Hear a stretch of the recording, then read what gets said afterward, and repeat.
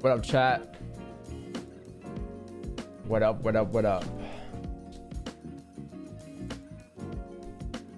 Good morning.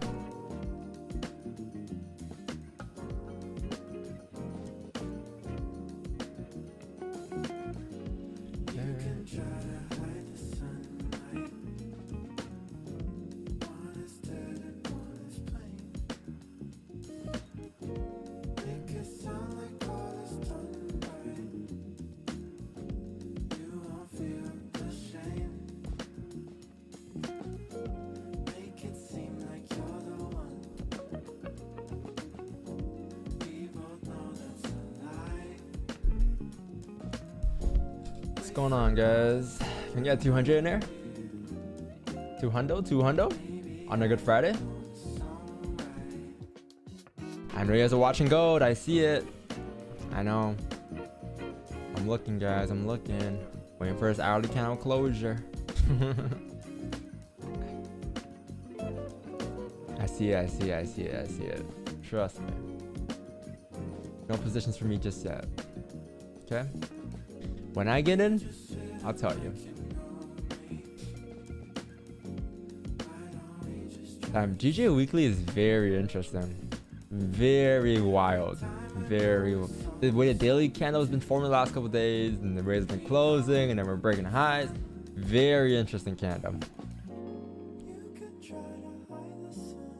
Yes, 1 hour start play bag. Nice. Yo, you caught the whole 1 hour start play? Ooh, good shit, man. Yeah. Nice 100 pips. Good stuff, good stuff.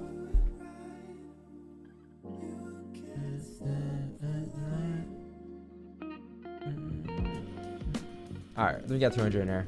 245, whoa, that was quick. Alright. Good morning. Alright, so let's go ahead and do the analysis. What's going on, chat? Alright, why's my hair sticking out? Alright, so Alright. So turn this music down. Good morning, chat. So welcome back. Welcome back to a brand new day today. Today is gonna be Friday. All right, so last day of the week. It's been an amazing week. I don't remember if I updated the thing. Did I update the thing, chat? 22.46. 22. Oh, we're 22. I gotta update the record. All right. Yeah, it's been a pretty good week so far. Pretty solid month. I mean, overall, the year's been pretty good. Pretty good overall, all around. So I guess for the month we're what? 8-0, right? All right. So 8-0, and then the year record is 22. Wow. 22. 4 losses on stream this year. That's kind of wild. that's kind of wild. All right. So you have that. Today you got news, right, chat? No, you don't. You have prelim consumer sentiment. So you have that at 10 a.m. right? So that won't come till later. You don't got much till then. You have CAD news, unemployment change at 8:30, but hey, we're not trading CAD pairs, right? So it shouldn't really affect us in any way. And then that should be it. It should be a pretty chill day. You have that one red folder at 10 a.m. So if you're trading gold, to just be aware of news at 10 a.m. But other than that, you should be, for the most part, should be fine. All right, should be a pretty chill day. And you have ooh. Is daylight savings on Sunday? Oh shit, finally. I got some sun now. And then Monday, next week should be pretty chill as well. Yeah, PPI on Monday or Tuesday. Wednesday, you have core retail sales. Thursday, you have interest rates for a pound. Unemployment claims for $1. Friday, yeah, it's pretty wild week next week. So yeah, a pretty chill week this week, but for the most part, next week should be pretty wild. But yeah, let's take a look at GJ and gold here. Let's go ahead and do gold first because why not, right? Gold just looks a lot cleaner. All right, so weekly time from here. We discussed. Oh, I gotta send the Zoom call.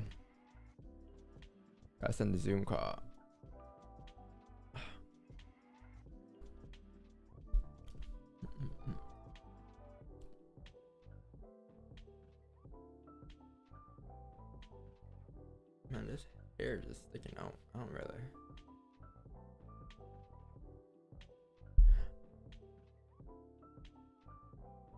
All right, so you got Zoom link here. Boom, boom.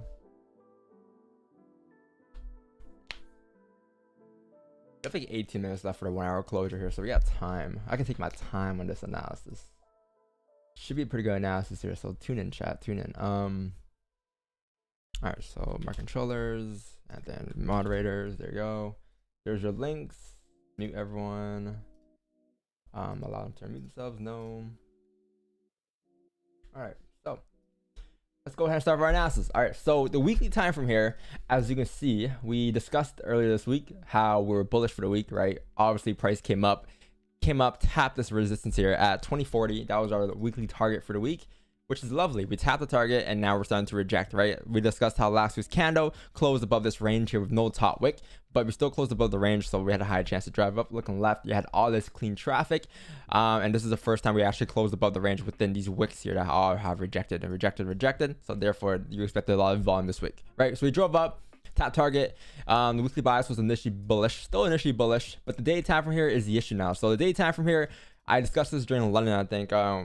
Actually, no, sorry, no, not during London. I think I discussed it near the end of the session yesterday. But overall, like, look at the way we closed today, right? So today on gold here, the daily closed bullish, but it closed below this resistance. So I know a lot of people are looking for bias because the day candle closed bullish, but understand we closed bullish respecting this resistance. So today's candle, I mean, it's doing it right now. If we break this low today, next target for the day is gonna be 1940, 1950, 1940, right? And then the weekly candle would then flip bearish as well, and the weekly candle would end up closing bearish at resistance. Right? So looking left, you will have clean traffic coming down towards the 2040, 2050 mark. That'll be great, and that'll be lovely. But in order for us to come down today, I mean, in order for us to get some sells today, I mean, as you can see, even looking at a 4 hour time frame, it shows you so much information. Like, this is such a huge giveaway. You had a range formed right around here, right? This is a range formed. This was the fake out, right? So obviously price was on a bearish trend for the past couple of days, and then price came down to the bottom of the range. create a support, came up, create a resistance, closed above the range within a range 1 breakout on the 4 hour time frame, right? So we came back into the range, closed back, and then you kind of would have expected this price to come down to fill the range, which we took sells on during the Asian session in the channel, but price came down, filled the range. And now the question is, well, will we break the support or will we reject, right? High chance we're going to break it today with the fact that the daily candle is breaking the lows. So the probability is in our favor to come down and break below the lows today. And therefore you can expect this forward candle now to drive down towards the 1950, right? So having that daily bias, having that forward candle in the back of your mind, understand what the forward candle did and what story is trying to tell you and what the daily candle is doing right now, you can kind of expect price to drop further down today. And if you want sells for a day, you probably want to see sells below here, below 1972. So if you get a closure below 1972, you can look to drive further down towards the next level of support. And the next level of support is going to be somewhere roughly down here at like, let's see. Looking left, you have clean traffic until like 1963, 1962. I wouldn't be surprised if we just ripped down the last couple of 15 minutes here, but just be careful, chat, if you're taking positions now.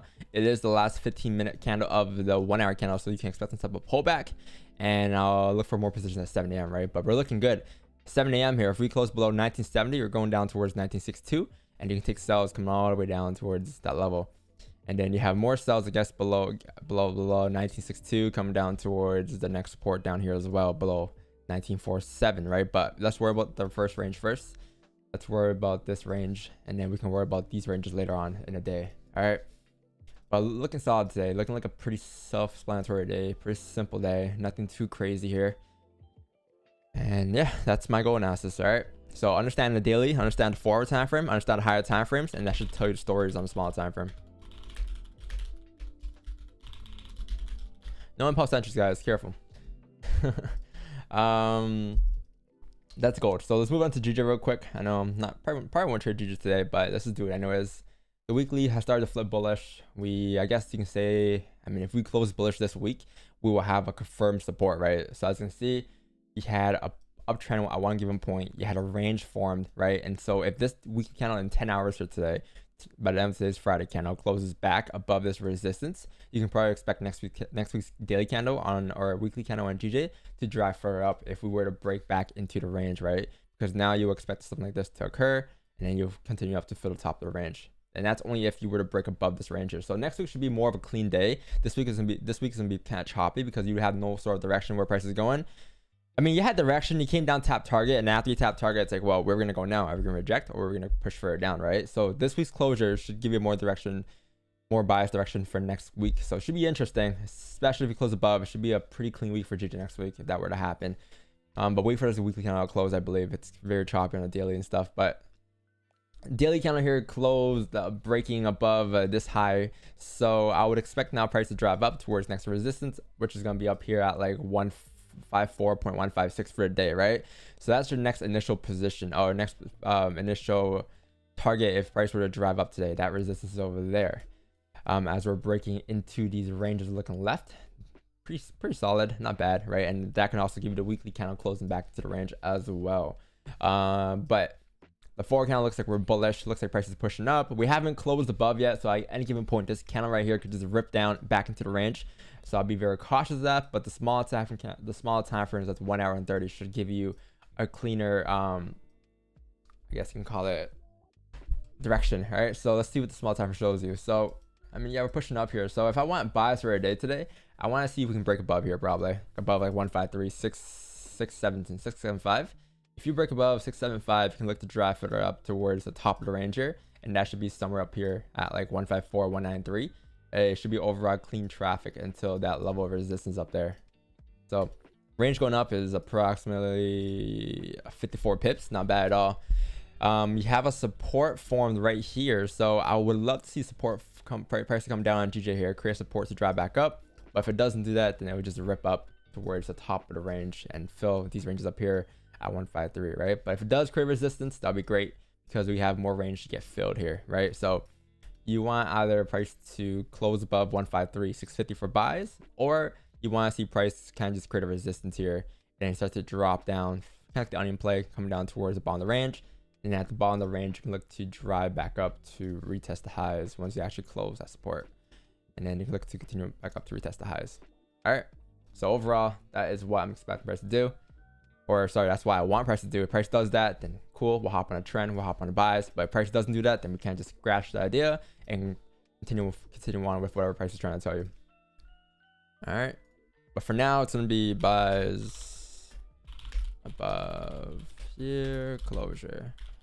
I think the 1 hour candles should be clean though in GJ overall. I mean, it has no bottom wick. This candle can still flip. Let's see. Wait, let's wait 9 minutes here. And I believe you have a minor resistance here on the hourly at 153.231 or 321. So if you want an hourly closure, I think you're gonna need a closure above here. Otherwise, if you close below, this candle might start rejecting and do what we just said about the end play. Come down, retest 152, and we can take buys from there. Overall, should be a clean day. Overall should be clean. Should be a decent day. On both pairs actually it's time. So not just gold today, it should be both pairs, GJ and gold. Should be pretty lovely. All right, how's gold looking? All right, yeah, so we didn't close below. So if you took impulse entries, rip. This is why we don't take impulse entries. You know, no impulse entries for us. So yeah, wait for that closure. And we did mention that expect a pullback of the last 15 here, and that's what price is doing. Made sense. Reject that 1 hour support, and it's starting to flip back as this 1 hour candle is going to close bearish in about 9 minutes here. So this is the wick that's leaving, and this is why we told you guys to hold out until the 7 a.m. candle. All right, if you guys were in at from 6:30, I mean, you should have took profits. That your TP should have been tapped. If for whoever took sells below here, your TP should have been tapped for 7 pips, right, at 97.3. So you should have been up by now. There was no reason to hold there, especially understand that we're tapping on 4 hour support and 1 hour support. Definitely a clean level to take partials and, you know, secure profits, lots of break even, all that good stuff before you move on to the next hourly candle. But yeah, pretty chill day, chat.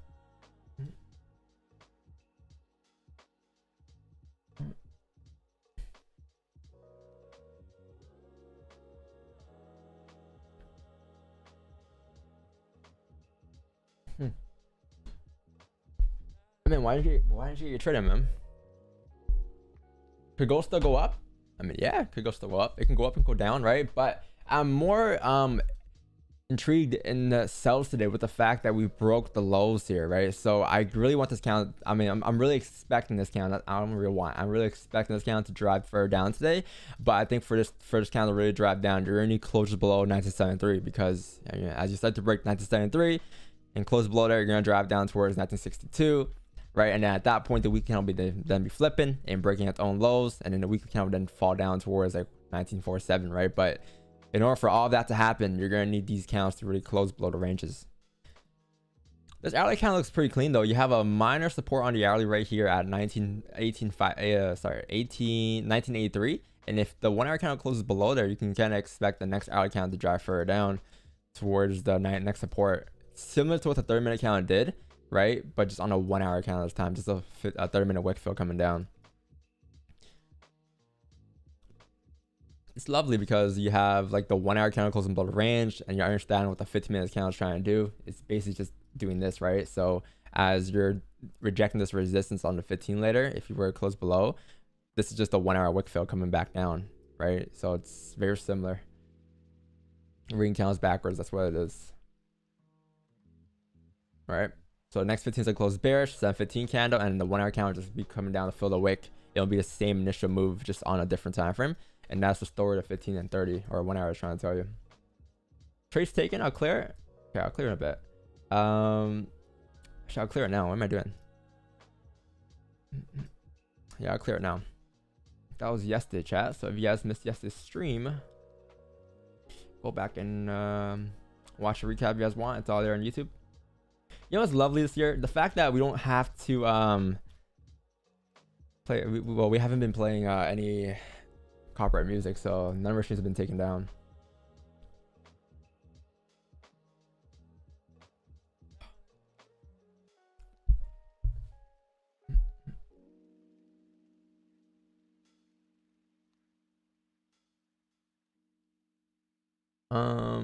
Don, you mentioned that because of the war, ghost dollars are high for the pips, and we should adapt to 100 stop losses. So how come keep having close half at 10? Well, we're adapting to, well, like I think for the most part, like the past couple of weeks, we've been closing mostly at like 20-30 pips for the most part. It's been ripping too fast for us to get 10 pips, right? So like even yesterday's trade, the trade we took yesterday, it was around like 20 pip mark where we actually took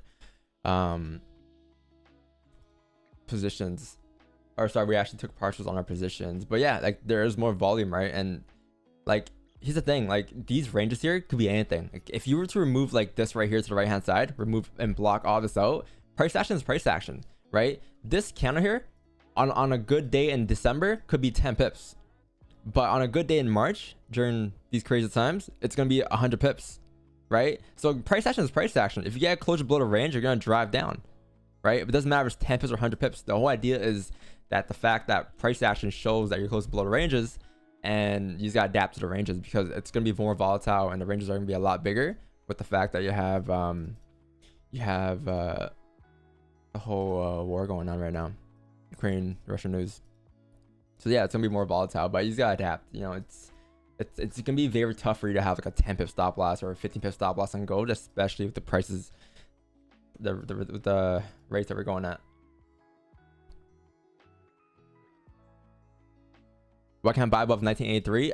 Buys for me would be above like 19. I want to say, let's see. I want to say buys for me today. If I were to take any buys today, it would be above like 1995 probably, or sorry, even above like 1990, or to be safer, like 2006 or something. I'm gonna avoid this range completely if prices were to drive up, unless price starts to close in certain we start to form clean range later on. But like for now, for the most part, 2006 will be my buys above, just because like for us to change the bias now, with the bias being bearish, you're gonna need a range 2 breakout, right? And that's why a lot of people get caught in fake outs, because they're usually taking trades against the bias within the first range breakout, and usually what happens is price rips up back into the range within the range 1 breakouts. It's like very similar to the forward candle on gold. This is a range 1 breakout on a forward time frame, and prices kind of pushed back into the range yesterday, right after being a range 1 breakout. So if, for instance, like this is gold yesterday, right? So this was the first range here, right? You had a support formed here, and then you had a resistance formed here. This is a range 1 breakout because the bias that day was initially bearish, right? So if you want to buys, you would have needed price to form a support somewhere here, create a resistance, and then close above that resistance to drive further up, and that would be a range 2 breakout. And then you can expect price to drive up towards like 2040, right? But that never happened, right? Prices came back into the range. If you want like more content on that or more insight on that, just go do exclamation point fake out in the chat, and there should be a video that leads you to how to increase the chances of you avoiding fake outs. And that was like around like 1 year in the making of us sample sizing and forward testing every day in the live streams. So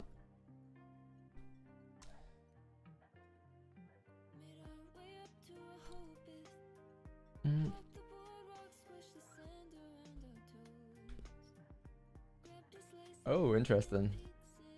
Positive turn.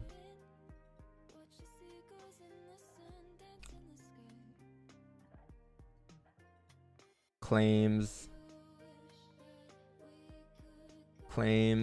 discussions.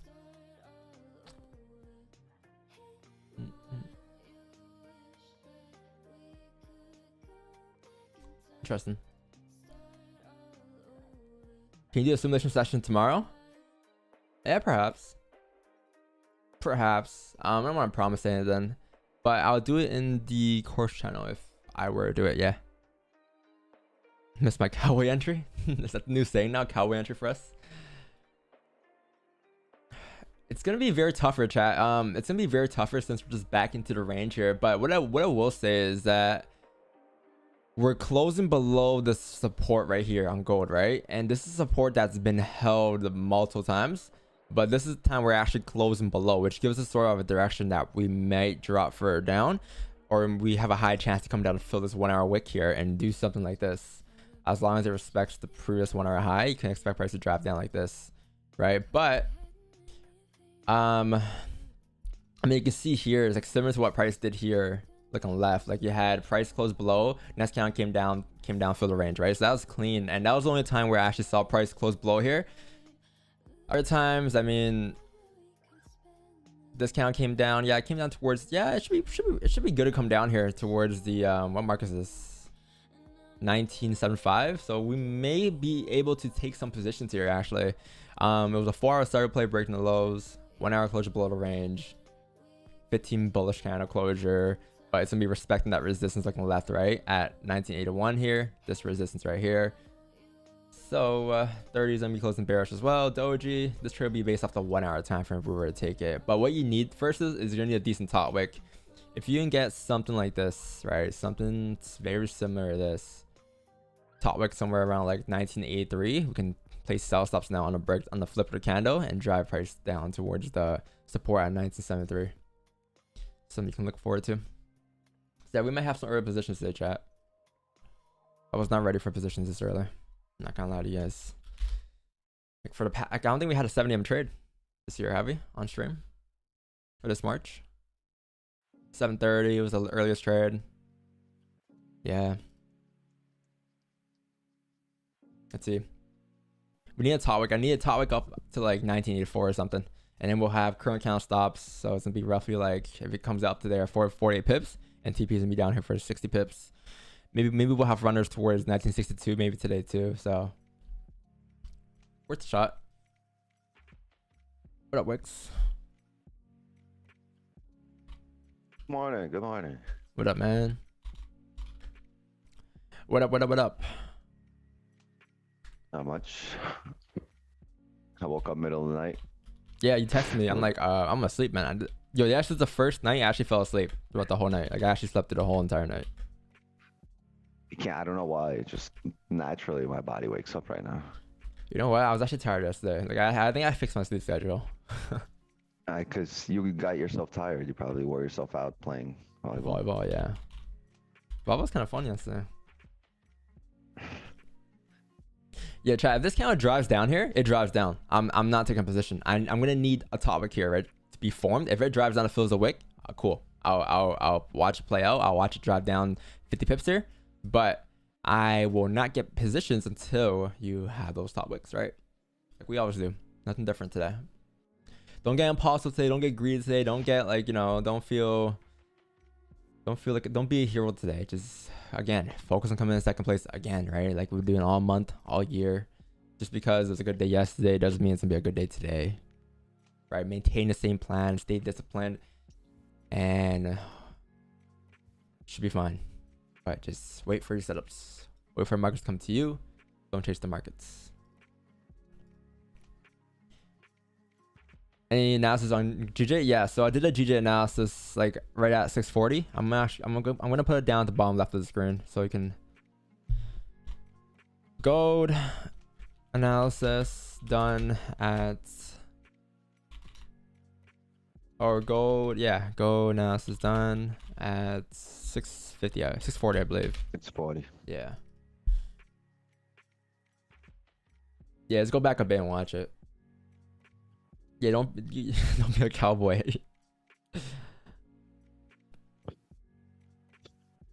Chat, it's a Friday, you know. Nothing bad, nothing wrong with trading on Friday, right? I mean, for us it's been fine completely, but usually Friday's issue is that traders like to either make their account or break their account. So they like to either make back the losses or they like to really chase more winners and try to flip their account, right? So just treat every day the same. Treat Monday the same. Treat Friday the same. Wednesday the same. It's all the same. Same rules apply every day. Also, people tend to collect profits on Fridays. Yeah.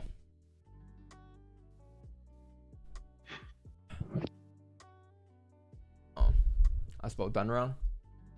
I can change that. Oops. There we go. All right, CS. Catch you later in the session, brother.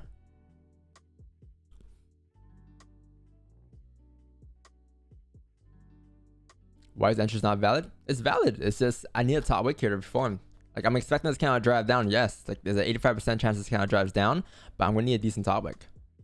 Right? Imagine yesterday, chat, when we entered that gold cell and didn't have a top wick. We entered the move at 9 a.m. didn't have a top wick. We would have got stopped out at 9 a.m. We waited for like 9:15, 9:30, and then we got the push, right? Or sorry, no, we waited till 10. The top wick didn't come till like 10 a.m. Didn't flip. This candle should come up and flip. I mean, this candle before it drives should create a top wick somewhere around these ranges there.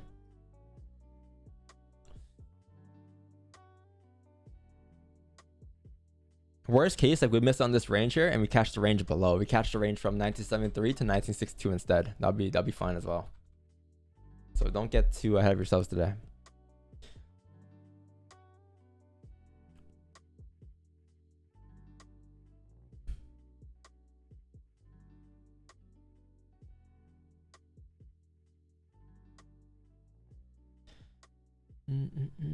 You caught Asian session 25 pips works or no?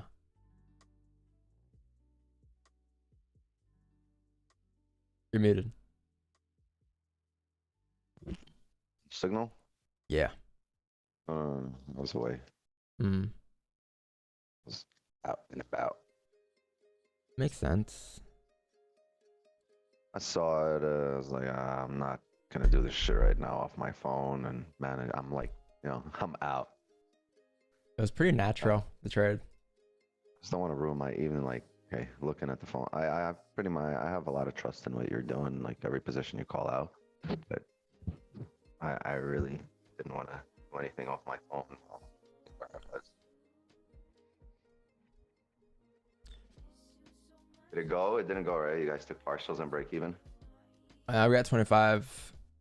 All 10, yeah, 10, yeah. It came down towards TP. It was a 4 candle. It was just such a clean giveaway in a 4 candle yesterday. Like the moment this candle closed back into the range, like we knew that like we're breaking below support now and we should come down to fill the rest of the range. It was just like, well, okay, will we get stopped out before we drive or will we fill the range first, you know? And price stopped us out break even before it drove. It was the next 4 candle that actually drove down. The one at like, I think it was 1 a.m. That was the one that drove down and, or sorry, the one at, was it 1 a.m.? No, it was one at 9. Before that. 9 a.m. candle drove down and then that's fine. 9 p.m. Yeah. 9, 10 p.m. we drove. All right, so yeah, chat. You were already break even when I saw it. Yeah. This one I kind of just drove down, filled the wick as expected. There's no positions for me. Worst case, you just get subs below 1973 here. All right, I think it's a lot cleaner below 1973 as well. Like you have a minor support coming across right around here, and at that point you can just take partials and risk free once you tap that level of support. Go GG's at resistance here. Wait for this third candle close, and you're any a closure above like 153.321. And then you're gonna have clean traffic to 153.650. So the range going up is like 32 pips. You can take advantage of that range, catch a nice 15-20 pips in that range.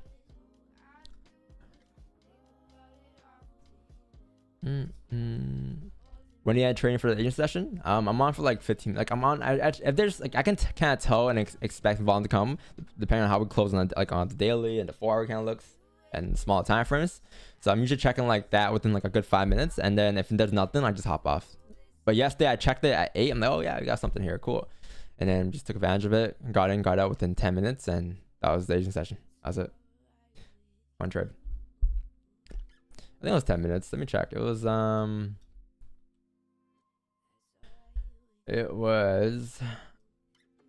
yeah, it was 803 sent the signal, and then I mean I set out 803 once you tap 1889.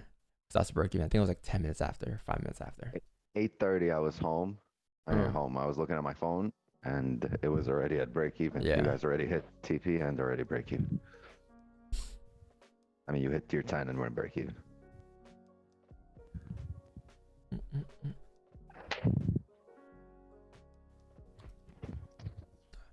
I'm expecting this count to create a topic for us, to be honest, Jim. But if it doesn't, it drives, and it's right. This 15 is bouncing off the support, but let's see what happens. If it breaks these lows here, guys, like if this 15 comes down and break these lows here at like 1970, you should probably see this count just drop down towards 1962. Like, it should be a pretty clean drop.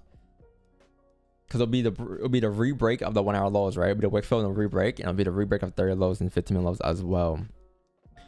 There's no sell size for me. I'm gonna wait for this 30 close probably at this point in about 20 minutes here, and then we'll have some positions maybe. If it drives, it drives. Yeah, like I was initially bearish today since the Asian session. Like just by the way the day count looked, it was for the most part pretty Oh yeah, we respected the resistance. Did you notice that? Yeah, as I told you, I respect this resistance, and then it's kind of expected for price to drive down here too. I think it's gonna continue down all the way down towards Like 1950 today, 1940. Daily celery. Yeah.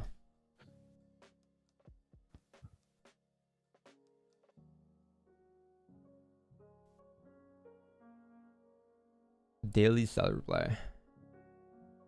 Yeah, chat. Seller play is like a, I don't want to say it's an impulse entry. It's like the closest thing you have to an impulse entry, but it's more of a set play than just an impulsive play. It's like you need candles to close a certain way in order for us to drive. Like for instance, like if we were to close below on a 30 like this, right? And then the next candle comes up, closes bullish, respecting that resistance. We're still below resistance, right? So now you can do is you can place a self stop here on the break of these lows, and that'll be your self stop.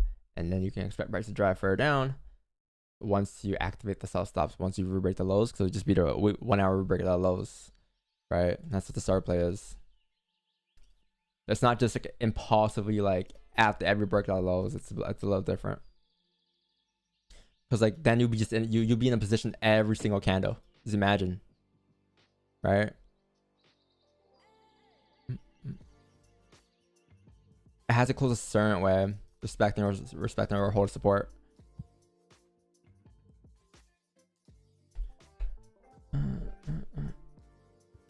There's no top wick on gold. I mean, there's no top wick. That's why I'm not in, right? The price drives, it drives, but there's no positions for me until you either close on 30 below the range here, or you have a top wick on the hourly. Worst case, we hold out until the hourly candle at 8 AM, and the 8 AM volume should push us further down with NY open.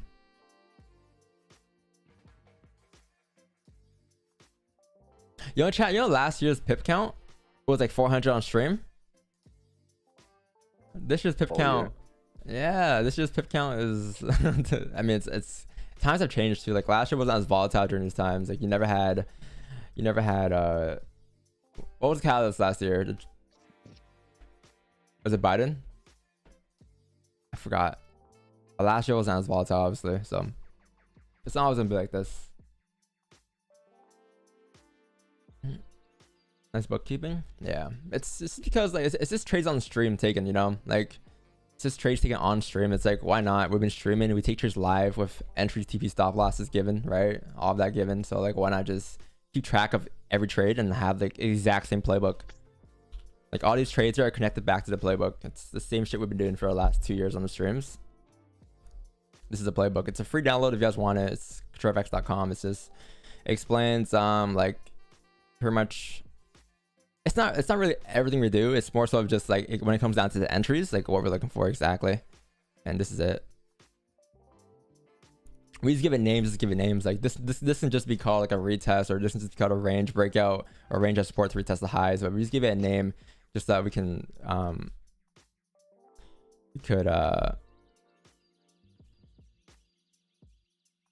refer it back to it.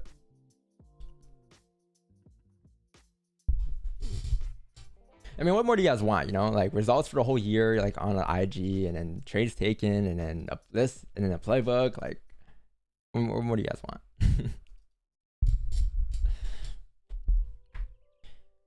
Aren't you looking for buys on GJ? I am. But why would I look for buys right now? I'm waiting for his count to close. I'm waiting for his 15 to close. This 15 or 30 to close, and then we see buys above. It should be pretty clean. I think it's best to wait for a 15 closure here, because you see how you have this resistance here. This is off the 15-minute time frame, right? So the 15 has closed above it for, but failed to drive up. The 15 closed above and just came back into the range here. And if you look at the 30-minute time frame, 30-minute time frame never ever closed above, right? So look at that 30. Or has it? Sorry, if it has, then you can just move it up to here as a 30. So I think you need a 30 closure above there. Or a 15 closure above there. Yeah, you gotta move it up now. I had it off the hourly, I think, yeah. I think that's a little better over here. I thought I had it off of the 30 for the whole time, but yeah, it should be good. I mean, the 4 count has really nowhere to go now, but 153, 590, 5 or 600 here. So we might get some positions. If this 15 here on gold closes with no bottom wick, it can go either way here. It can come up, create a top wick, or just rip down. I did mention, like, once it breaks its lows here, it should be good to drop down towards 926.2. see, can we get entries? I think it's we're better wait for 30 because look at the 15. Like 15 again, like you have all these ranges here, right? These ranges going across here. This 15 closed below before, it came back up. This 15 rejected, right? And looking at the 30-minute time frame, 30 never closed below before. Never closed, right? So I'm gonna wait for a 30. And I guess you have more ranges below here as well, below like 1961.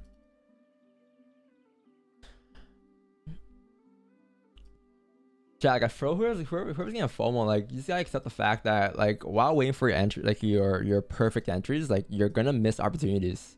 But then you ask yourself, well, why do you need a perfect entry? It's like you don't need a perfect entry. You just need things to align within your playbook, your plan, your setups. You need every checkbox to align, right? Like why would you want to settle down for a lower probability trade? What's the point? If it rips, it rips, right? But you don't miss the move. If it never closed in your favor, you didn't miss the move. The 15 closed no bottom wick. Yeah, this candle closed no bottom wick here. It has no top wick. This candle should push up and start to tap like these levels up here at 1973. Yeah, create resistance, and then you get a 30-minute wick fill, because if this 15 rips up now, right? And the 30-minute time frame will just be closing bearish below the range, and it'll leave this wick on a 15, and on 30 it'll look something like this. It'll be a cleaner entry since it's a 30-minute entry, right? This would be a 30-minute wick fill. Oh, wrong color. Something like this, and then 30 would just rip down. Next 30 for the range. I'll wait for his 30. I was gonna say, damn, that's a big gap. Where? When you went the wrong color. Yeah, I went color. Like, damn, that shit just ripped up.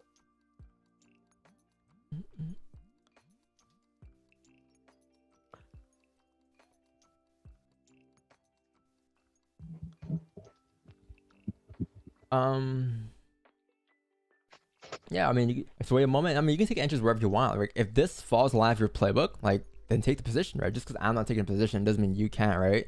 If it aligns with the ways you've been entering, you know, over the last course of months to years, then yeah, enter the trade. If it's your trade, right? It's not my trade, but it's your trade, and that's okay. Just because someone else isn't taking it doesn't mean you can't take it, right? There's plenty of times where, I don't know, like Wix comes here, takes positions, I don't, vice versa, or Ted comes, takes positions, I don't, vice versa, right? It's okay. Everyone has their own analysis, but at the end of the day, you gotta trust your analysis. It doesn't matter what level they're at, what level you think they're at, right? Just follow your analysis. That's the best way to learn. That's why, like, every time chat says something like, oh, why are you buying here? Why are you selling here? It's like, I don't listen to them. Not because, like, it's my ego. It's more so because, like, I rather learn myself. I rather learn the hard way, if anything. If I take losses, cool. Over time, I'll adjust those losses, right? But for the most part, it's been just been me following my plan.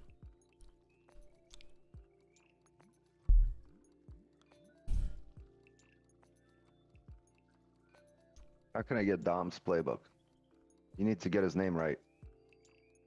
You got his name right. Once you get his name right, you get the playbook.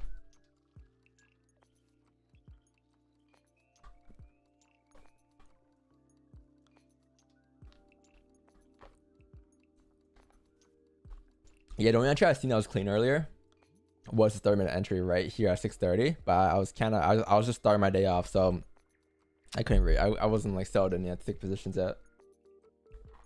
That was the only decent position. But I would have taken profit and like been out by now anyways. Would have hit break even TP. I believe it would have hit TP, and then that was it.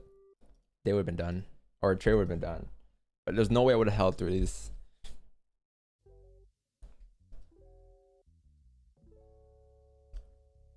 How big is this range going up on GJ here?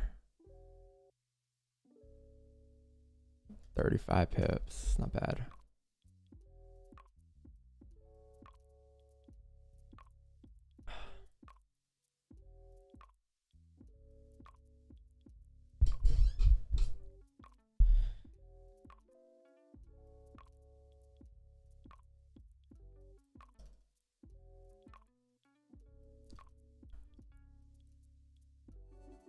Right, so like with the 15-minute no bottom wick, like it doesn't necessarily mean that we're not gonna drive down. It's just the odds go from like an 85 to 50.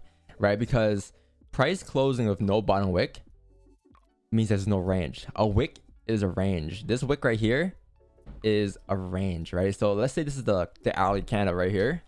On the 15-minute time frame, this hourly candle will replicate and it'll look like this. 1, 2, 3, right?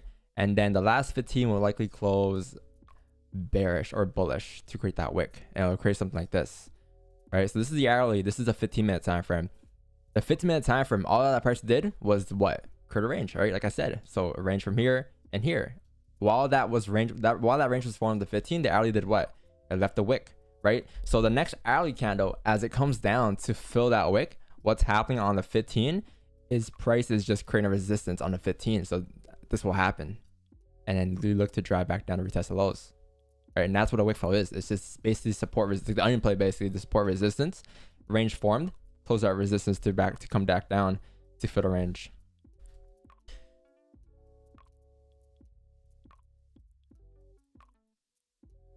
Like, look at this, for instance. Like, look at the hourly candle earlier. This wick fill right here in the hourly candle was what? That wick fill, right? On the 15, it was just a bullish candle creating support, and the price at resistance just rejected to drive back down. So this is the range overall, and that's what a wick fill was. That's what happened when price fills the ranges. But when you have no wick, when you have no bottom wick, there's no range at all, right? So you just at support basically.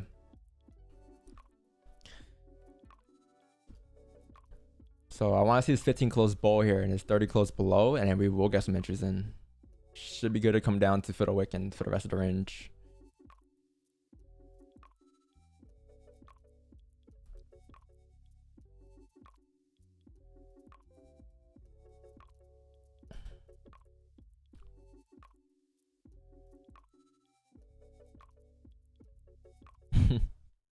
You pay for accepted lessons anywhere else? Hey. Yeah, I mean, we've been doing the same thing for the past like 2 years or so. It's just nothing's really changed. If anything, like our win rate has gone up over the last year, but that's because we just spent like the last 2 years on stream just forward testing every day, and we still do it today. Like there's new things we're looking for every day, and new ways to get better, get more precise, right? Like we experienced the fake outs, we stopped doing impulse entries, and this year was supposed to be the year of not managing risk, because last year was managing risk. This year is more so of just, I guess we're working more on technicals this year. Like next year we'll work on impulse entries, or not impulse entries, on managing risk again. But just little variables and nuances every year that we learn, you know, it adds up, and it obviously improves the trading bit by bit. And in the end run, it should be overall huge difference. Yeah, here's my thing now, chat. Like if this 15 candle here closes above 97.3, what do you think's gonna happen? Right? This 15 candle closes above this resistance. The 30-minute candle will be closing respecting that support. The 1 hour candle has no top wick, right? So if this were to happen, we're gonna drive all the way back up to create that 1 hour top wick, which is up here at like 1980. But if it closes below, then you can expect this 30-minute count to drop down and give you a wick fill. That's why we gotta wait here 6 minutes.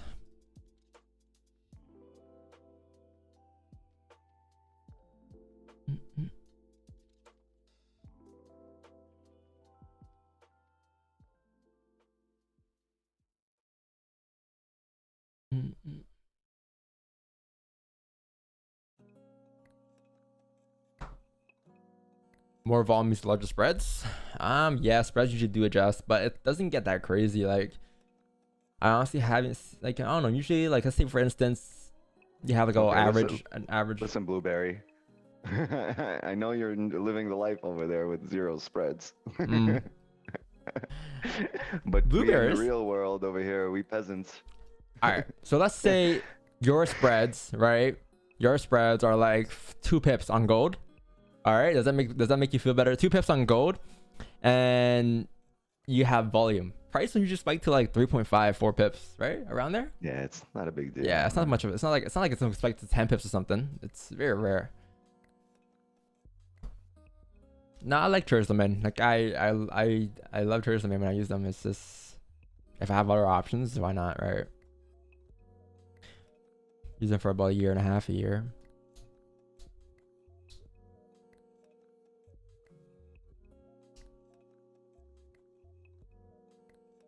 I'm risking 5% on the next call, next trading call. I gotta have break even on my challenge or I pass.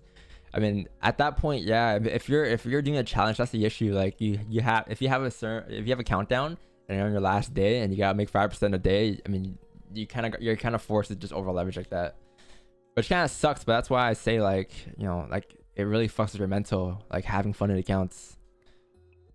It's something I don't suggest to new traders especially. Just push them back a couple steps. Like if you're experienced and you're like, okay, you know what, I need more funding, then okay, maybe you can go there. But like if you're not profitable already and you go to funding and you think if you have a bigger account you're gonna be profitable, you're most likely not. It's gonna be the same results you're gonna have. Just told you, man, because they got better spreads. You got small spreads in Kanye? You got bigger spreads in Kanye? I'm trying to get this pool, dog. Trying to get this pool. What do you think of placing sell stop, buy stops and sell stops, buys stops and sells below the 1 hour low and high and take 10 pips once it breaks? I mean, most likely price will rip 10 pips up right away, but do you want to do that? Do you want to sell down for less? Like long term, like what's gonna happen, right? If you continue to do that, just think of it like that. Like long term, like would you do that long term? Would you do that consistently every day? Consistently every day? If not, then you probably shouldn't be doing that, right? I'm sure you can probably get 10 pips, but it's like what's it gonna do to you? It's not gonna build onto your strategy, and it's not gonna build onto your trading in any way long term. It'll be a nice quick short term trading. That's it. You'll never take it again. So what's the point? Sometimes it's not even about making money. Like it's about the process. It's about just learning and just experience you have in the charts that just builds you. It's not really about like trades don't build you. Like wins, losses don't build you at all. It's more of just experience on the charts.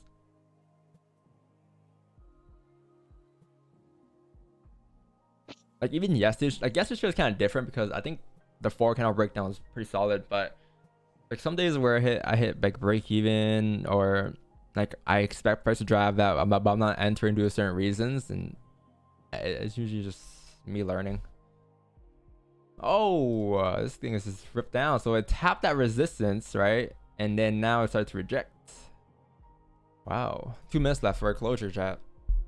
Damn, it ripped before the 7:30 candle. Yeah, I really wanted a wick fill on 30 there. I thought we had this. I'm sitting here going, yeah, we're getting an early trade. Oh man.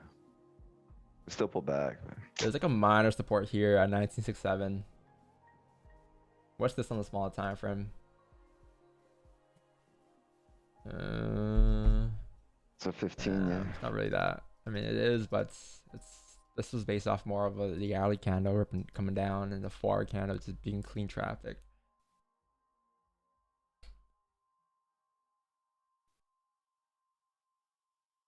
Let's see, if you can close below it, that'll be a bonus. If you can close below 1967, come up, create a topic at 1972. Should draft towards 1960.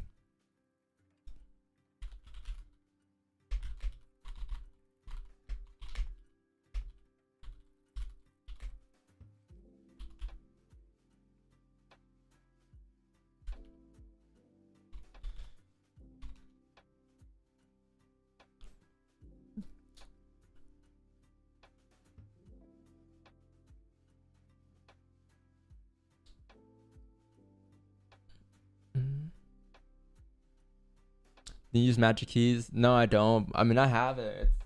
It's a cool tool, but I cannot enter trades off my phone. I found that managing positions off of my phone is more efficient. I've been doing that for like since I first started trading, and I just analyze off the charts off my desktop. But yeah.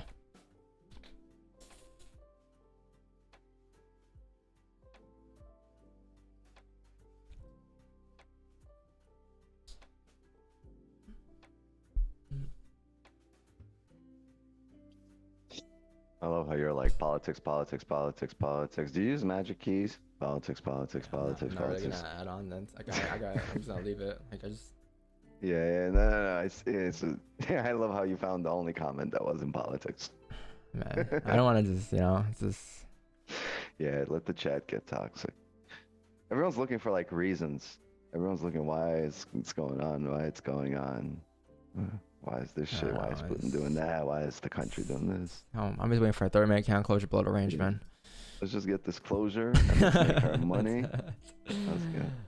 You're gonna be closing respecting this resistance there, which is good because then you have a minor support down here, and you can probably at that point move stocks to break even. That's like 30 pips overall.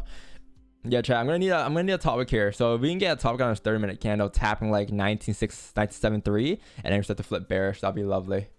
We can then take positions and have sell stops. Right? It's gonna be roughly like a 40 pip stop, maybe a 41 pip stop, and then TP is like 70 pips overall here. Or just kind of drive further down. All right. So just need a topic. If you don't get a topic and we drive, then cool, we drive. Fuck it, right? But I'm not gonna be chasing positions or anything like that, right? Just be aware. It might be a quick position. And that TP is 1960. Yeah, it's already 25 pips on that wick. Yeah, but it's not as much like it's not like how big it is. It's more so like where it's tapping. Yeah, because even if like on a regular day it could have been 10 pips, 5 pips. Who would have known? Like I need a decent wick because like here's the thing. Like we're not using the previous candle highs, right? We can't use the stop. The stops are too big. I would love to use the stop, but I can't. It's gonna be 100 pips for a 70 pip TP. So we have to use the current candle stops. That's why I want a decent top wick. I want like 1972 to tap that resistance up there, 1971, and then drive. Have stops on the flip.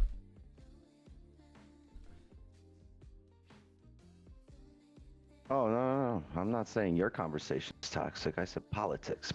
You know, politics. It gets fucking toxic. Any conversation in politics, but I appreciate politics conversation. I love that you're all looking for answers for why there's a genocide going on. But I'll tell you one thing: I don't give a fuck why it's going on. I know one thing. It's going on. There's a genocide. People in Ukraine are being murdered, and I don't give a fuck what your reason is. Right? Like Russia and Putin are on the wrong side of history here, and it doesn't like we don't give a fuck what Hitler's reason was for fucking, turning 6 million Jews into a pile of ash. You really care what his reason was? He did that. The motherfucker deserves to burn in hell with a fucking pineapple up his ass. Just saying. Hey, that was the topic. You know what I mean? I'm not throwing shade. Yeah, I love a good politic talk. I actually love intelligent talk. I love when you can be intellectually honest with the person you're disagreeing with, and you can go back and forth. I'm just saying overall, the politics conversation is a toxic conversation. It's like asking who you voted for. Like, no. What chat? Their main wickful played out. Yeah, the only issue there was just stops. Like everything was to the T there. It was just stops. Like to use current count stops and have a wick that small, it was very, very difficult. Like yeah, you could have just taken it, but I was looking forward to like maybe even tapping like 1971 before placing sell stops on the flip, right? But overall, if you guys caught that position, congrats. Like yeah, it should be out right now. Like tap target basically, close below the range. Pretty simple trade. Similar to what price did yesterday.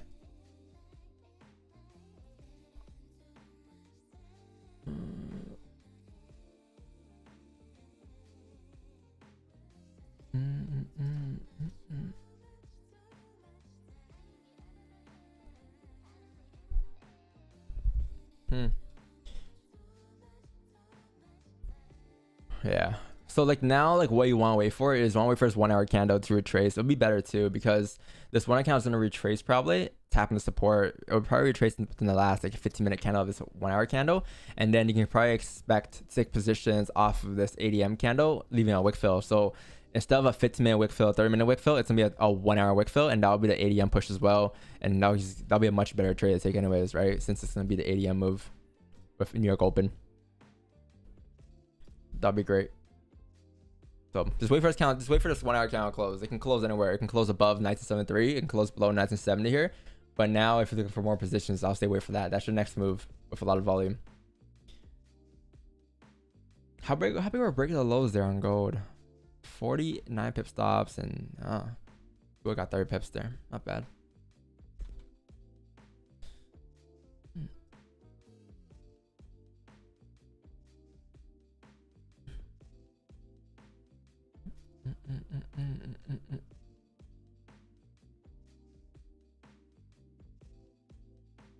This would be good if this happened at 8. If we just get this long wick Yeah. around 1972 closure.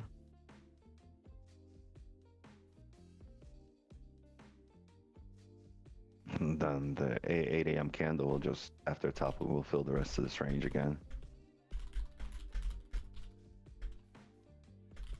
Right, chat? So we just cleared out this whole range. We moved right through it. So next time we move through it, it should be pretty quick and pretty smooth.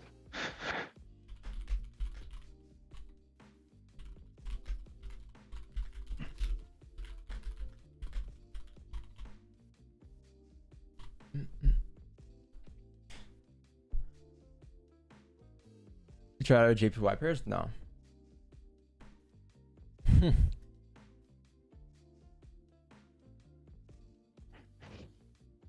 What is 8 a.m. candle? 8 a.m. candle. 8 a.m. candle. Can you tell me why it isn't worth doing the stops because it moves 10 pips easy and you always have stops like 10 or 20 or 30 pips, not much bigger? Because then it is not sustainable. Why it's not worth doing what stops? Over here in this situation? Probably because we didn't tap 1973, so you at some point we were expecting this candle to come up and reject at 1973 before driving down. So it might still do that, except it drove down first, but we still expect it to come to 1973, reject there, and come back down. That's why we didn't think that was the top wick. We figured the top wick would be deeper pullback.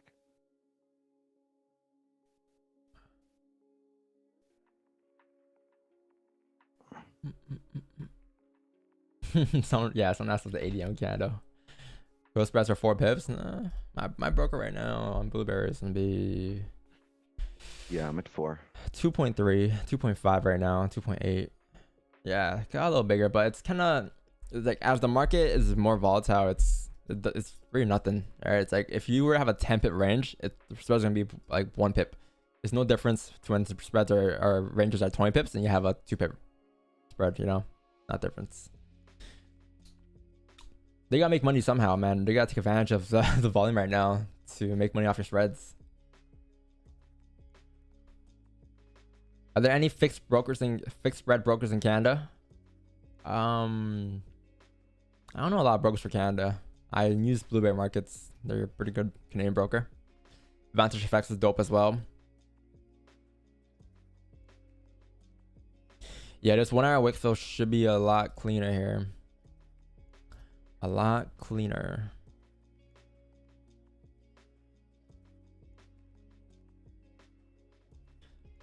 Yeah, wait for the 1 hour close there.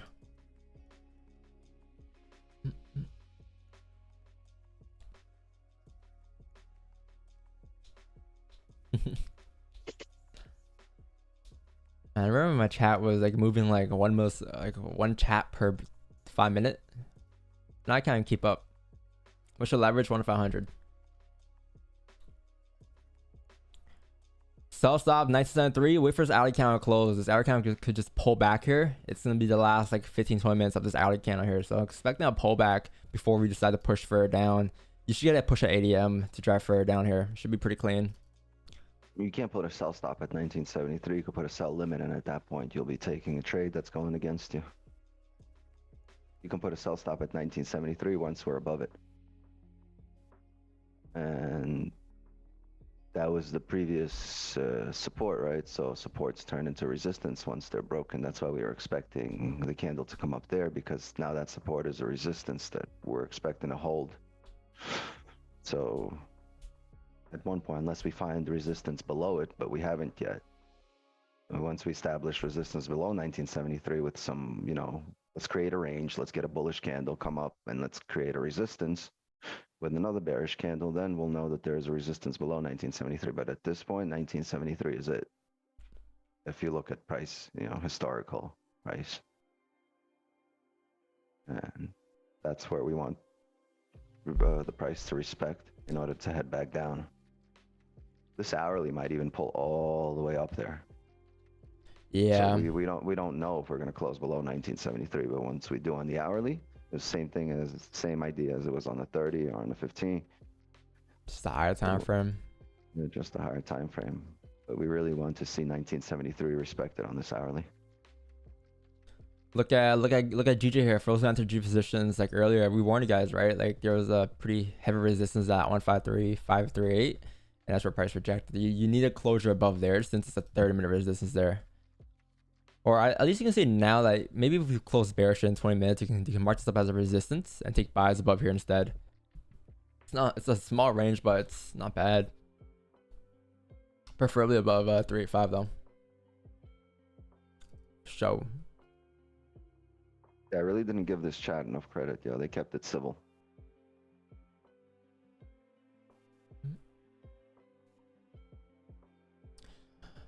Fake on gold. I'm thinking it's going up today since it's currently creating a bottom wick. The daily candle broke the lows. I was bearish from the jump today off the fact that it's pretty simple today. It was like, okay, well, you had this resistance here, right? And look at how the bullish candle closed. If it closed above, okay, different story. You can expect the next candle to drive up, right? You can kind of expect the next daily candle to drive up like this if it were to close above. But since it closed below, it's respecting resistance now, right? And if you go on the forward time frame as well, forward time frame was a 4-hour fake out. You had this range over here. You had this false breakout over here. You break back into the range, filled it, and now price should continue further down towards next day of support. If you want buys, like I'm taking buys maybe above like maybe above 1981 or above 1987. Probably 1987 would be my buys above maybe. But as of right now, no, not much. No buys for me. Sells, sells, sells.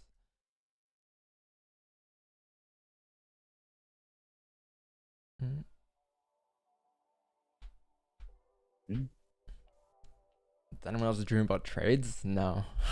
I never had a dream about like trading ever. Like ever. It's actually crazy because I mean it's all I do, right? But I haven't had a dream in like 15 years. Regardless of what it is.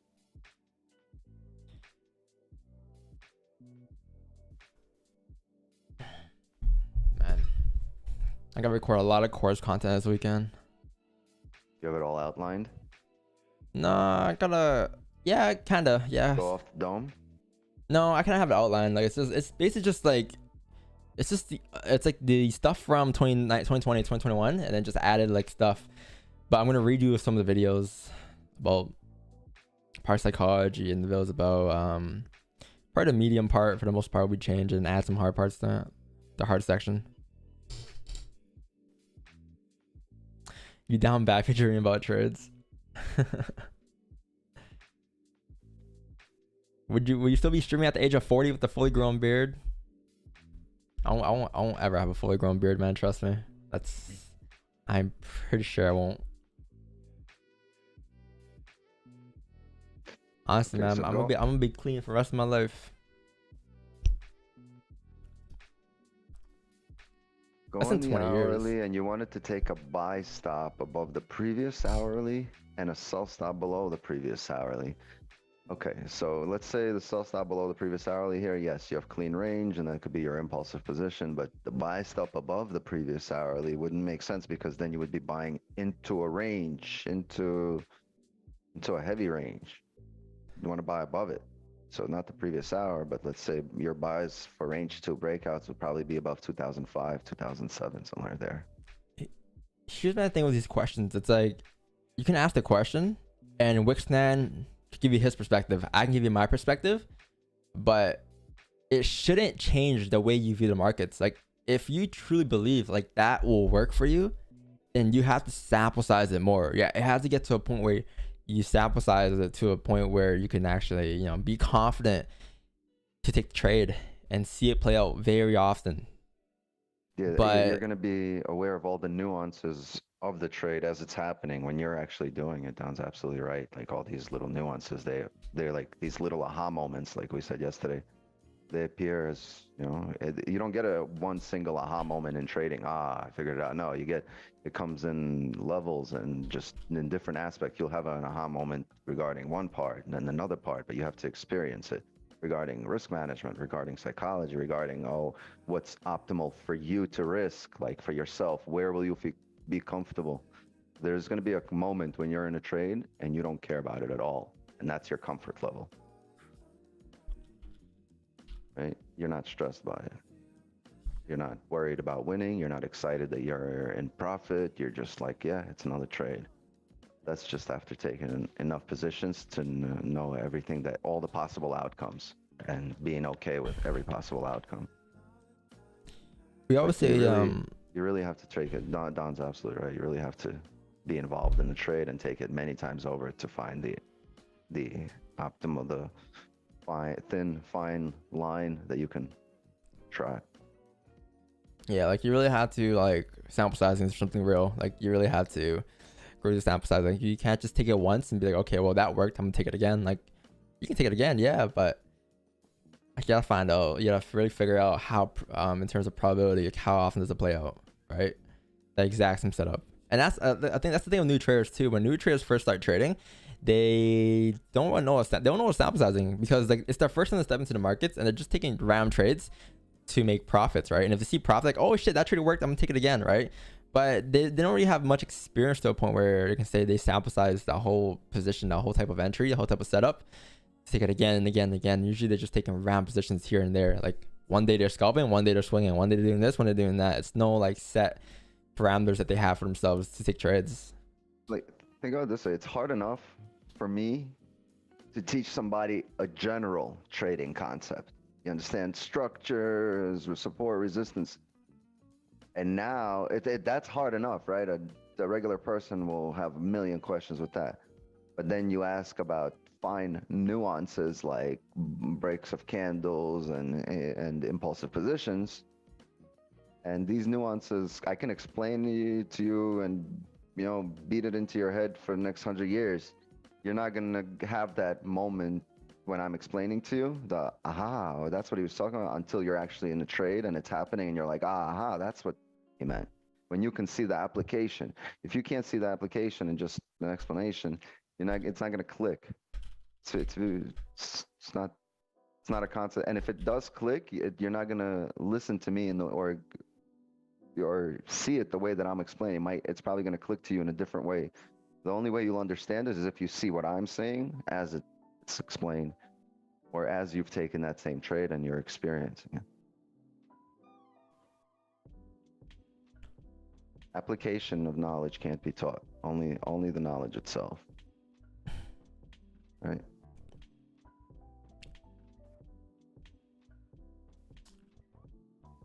Like I said before, we can buy you a bed, but I can't teach you to sleep.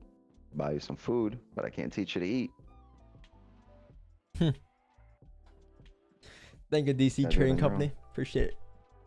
Appreciate your phone love. How can you access the spreadsheet? Just do exclamation point the spreads, or not spreads, trades for the spreadsheet. It's a free download on Google Sheets. This sheet right here, right? Just do exclamation point journal or trades. Either or will work in chat. How come we can't take positions on the last 15? Well, you can. You can take positions whatever you want to take positions, right? But usually the 15 would give you that pull back to give you that bottom wick. So that's why I stay out. I'm waiting for this candle to close there. I really want to see this candle close at like 1969 or 1970 for us to drive further down on the next 1 hour candle. Worst case, we close below 1957. If it does that, then cool. We take sells. It's a clear range below there anyways. Coming down towards 1947. And that's also a good daily target that I mentioned earlier today, which is going to be amazing and interesting. The weekly starting to flip bearish as well. The weekly, you can say, has like rejected this resistance over here. And if we close bearish this week the exact same way we're looking, then high chance this week candle next week is probably going to drive down. Because if we close bearish like this, the next week's candle is going to drive down to create support somewhere, and it should be a very aggro week and clean week next week to come down towards that support level. So it comes down to how we close tonight. in 9 hours here to a tournament next week.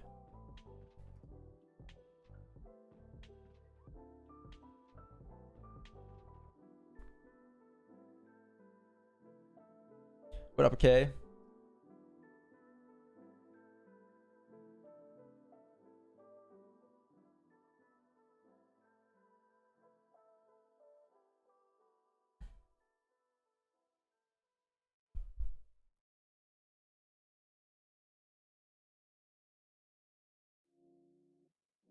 We need to tap 1969 and 1973, right? Well, we don't have to. If price does that, then yeah, it comes down to how we close there, though. Like, comes down to how we really close there. The reason why I wanted to close like around 1969, 1970 is because we can get a 1 hour wick fill. If you close like this, or if we reject, we'll close like this, and then a 1 hour candle will come down like this, the next 1 hour candle to fill the range. And then we'll take sells.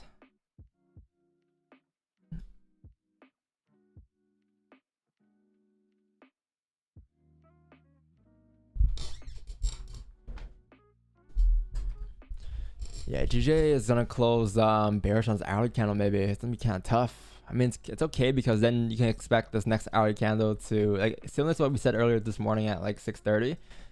We can come down, tap that support like this, right? And then the next hourly candle at 8 to 9 will close bearish, and then the 9 into 10 candle will then close bullish, right? And while this is happening on the 1 hour candles, while this is happening, the forward candle is just leaving a wick fill, right? So go on a forward candle, you're gonna see there's a wick here, and then the forward candle wicks come up to fill the wick like that at 9 a.m. So it'll line up and it'll make total sense if that were to happen. And 9:10, you'll get a push up again, right? Of NYC open.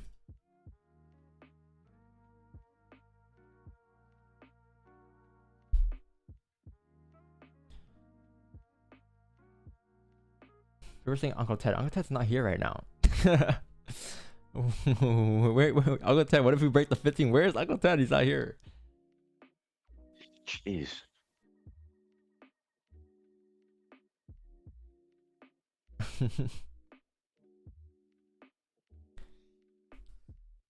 Chat, I think you guys are having Ted withdrawals or something, man. Chat needs their daily dose of Ted. Well, there he is. People are stupid. Like, where did he, like, you know? Fuck. There he is. You summoned him, man. In a bad way, too. Not a good way. Summoned him. Jeez. Here comes the questions. Hey, Ted, so if I have a 100 account, what loss I should I pop?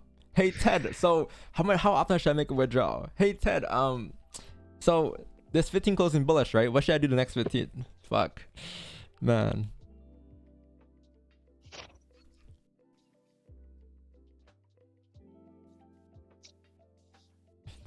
People are stupid. How do I make a deposit? What's the best brokerage you're with? Oh, man.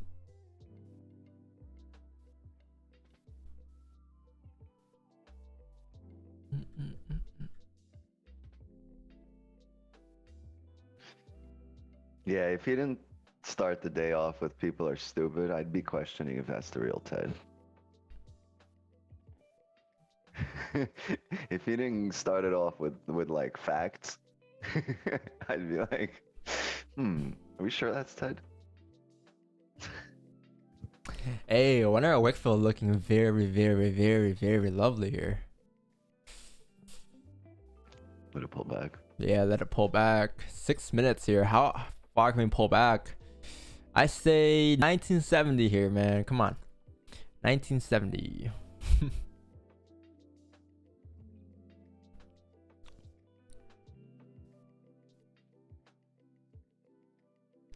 I wouldn't mind like missing on this range here, because like the ranges below 1960 is a lot cleaner. Like there is a very high chance if you close below 1960 today, you're gonna drop all the way down towards 1947, no doubt.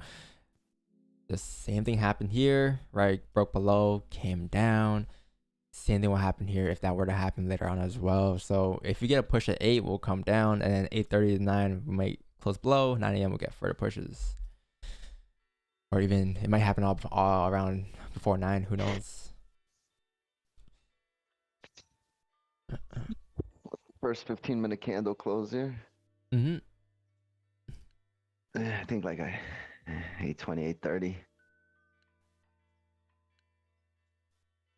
Oh wait, so you know what it is, man? There's the so like look left there, right? So I think the most recent resistance earlier was right here instead. Right across here. And that's why price just tapped that level earlier and then just came down from there. And that's why I didn't go up to like 1973, because it closed up below this most recent resistance here. So I should have seen it, but it's alright. Either or, like, it would have been stops. It's not bad though. I have a gap over there. It gapped up for me.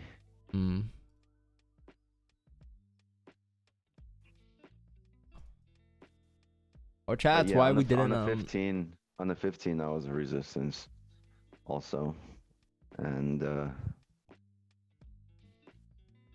it held, but I think it's only holding on the 15. Eventually we have to come down, right? The hourlies, the volume, everything's closing below. This is why we don't take trades the last 15, guys. Look at this pullback. Pullback. Wick fill. We might close above. If we close above 1973, we're in some trouble. In terms of we're gonna have to wait for 9 a.m. probably to get some type of direction. Because if it closes at if it closes at the support here, what's gonna happen? It's gonna be kind of indecisive. Price doesn't know what one wants to do, right? If it closes respecting the support, it's mostly gonna just bounce within these ranges here. It's gonna be very tough. So you need the next outie candle, which is 9 a.m. to give it a sort of direction with the 1 hour candle closing.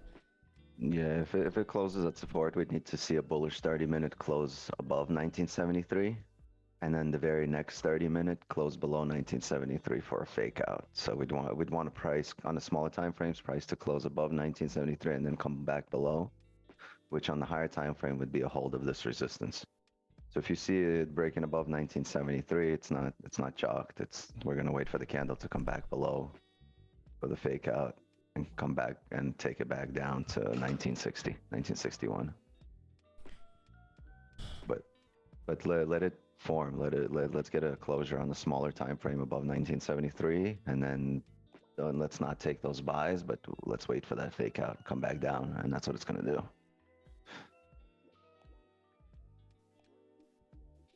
GJ had no bottom wick on hourly, came down, created a bottom wick here.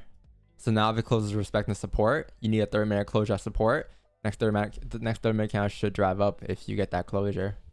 If you're trading GJ here, guys. I know everyone's focused on gold here, but it's not bad. I mean, we respect that support, and then the next 30 at 8:30 close like this, and then you can take buys back up at 8:30 to 9 to tap the top of the range again. That'll be pretty nice. Okay.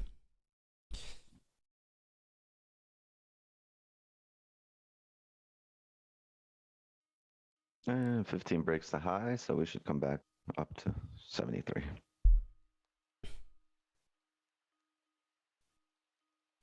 Yeah, if it closes above 1973, it'll probably push up towards like 1983 and just range. And it makes sense too. Out again, no top wick, and then we'll get that top wick, and it'll just it'll be difficult. That's why we're not in positions right now, right? That's why. Yeah. Charlie was like, "Yo, how come y'all miss positions? We don't miss positions. We wait for our setups. If they don't come, then we're not in. Right? It's only a missed position if you are let's say you say, okay, well, I'm waiting for a closure below the rancher. I'm waiting for a top wick, and then once all those things align and come into play, you're not taking a trade. That's when you miss the trade. But if you're planning for things to occur and you have like a checklist for what you want and things don't check off, you can't say you missed a trade. It was just a trade that didn't come down to your favor. There wasn't enough for you to take positions in the first place, right? So otherwise, you're gonna be chasing every single position out there, every single move. Oh, I missed this buy here. Oh, I missed this sell here. You know, you don't want to do that. It'd be fire if we get this top wick on the hourly. Not gonna happen, but it would have been fire. 1974. Yep, this hourly counts on top wick here. We're above it. Yeah. 40 seconds. kind of should rip up.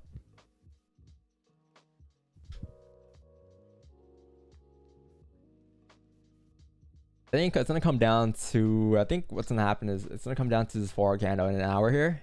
If we close below these ranges at 1973 and at 9 a.m., you should drive. But if you close within this range here, next forward candle might be a bit choppy in this area.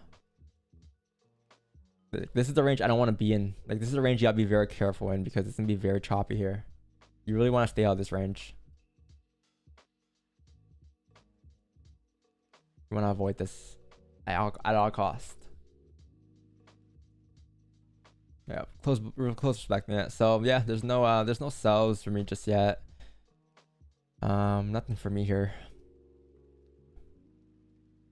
Maybe 830. So now like you can say, well, if that's your resistance up here, this can now become your support right around here. And if you get a close below this support, 1967, you can take sells coming down towards 1960 on a 30 because this is your most recent 30-minute support here.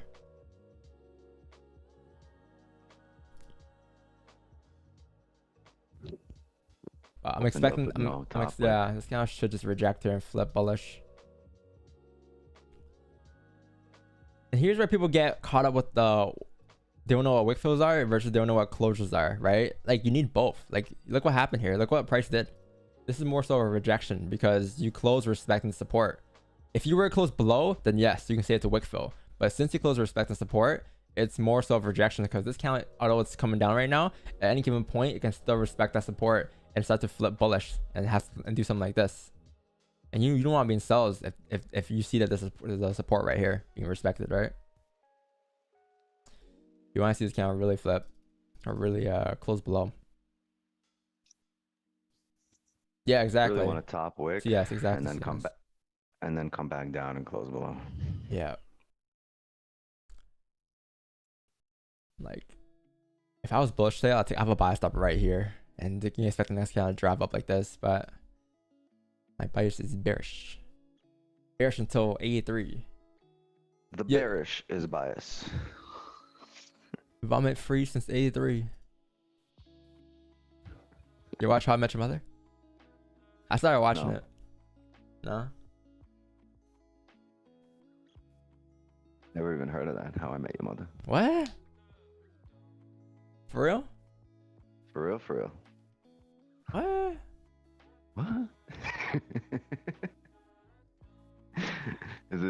Is that like a really cultural thing? No, it's like a sitcom. I don't know. I'm surprised I never heard of it. I never watched it till now, but like I heard of it for the longest time. You have Netflix, right? Yeah. You never seen your recommendations? I mean, I've seen it. I guess I don't know. Maybe I haven't noticed it. It sounds The show? like something I didn't. It's just mad funny though. Wix is definitely with 70. Jason Biggs? Is he on there? I don't know my actors and actresses, so. Wix watches Bob Marley concert. On repeat. I knew Bob.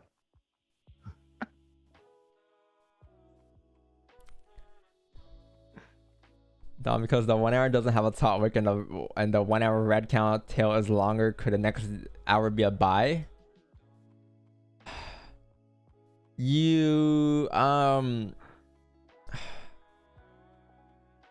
Yes, it could. Here's the thing: if we're rejecting support, right, and this is your most recent resistance, what this next count could do is reject and come up to tap this range here, top of the range, and just range within this area here. So yes, it's possible, but do you want to take a buy now, or do you want to wait for price to close outside of this range to take buys going up towards 1994? So it comes down to that, right? Let the banks and the corporations take the buy here and just make sure they'll let them take the risk. And once you're sure that we're heading up, then you can come in second and take the buy up there. You're still making your money, right? Doesn't matter if you make your whatever you're making. I don't know if you make it between 8 and 9 or 9 and 10, right? Still gonna make it. Just you're gonna have an easier time making it once we've established support. less stress, you know. Chat, worst case today we wait till 10 a.m. I'm off around like 10 a.m. today, probably around there. So like, if you get a trade at 10, then cool, we get a trade at 10, you know? Like yesterday we got a trade at 10 or 9:30. Most likely it's gonna be a 9:15, 9:30 push. Like I don't really expect anything until 9 a.m. to be honest, with this 8 a.m. opening here especially. Or to wait a 1 hour candle close there. I'm expecting something like this, right? And we want sells, so there's no buys for me. How big is this range? If 83 pips, yeah. 30-minute fake out basically.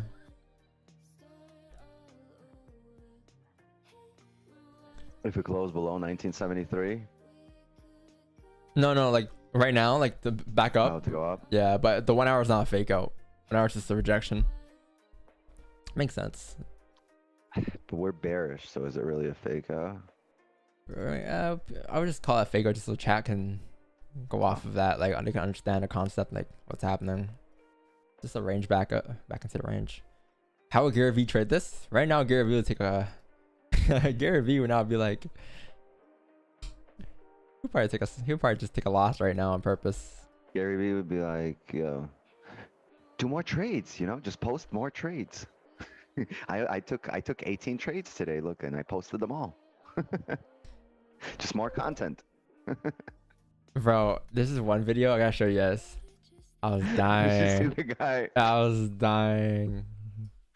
biting his thing? Hey, my man. We gotta watch it. We gotta watch it.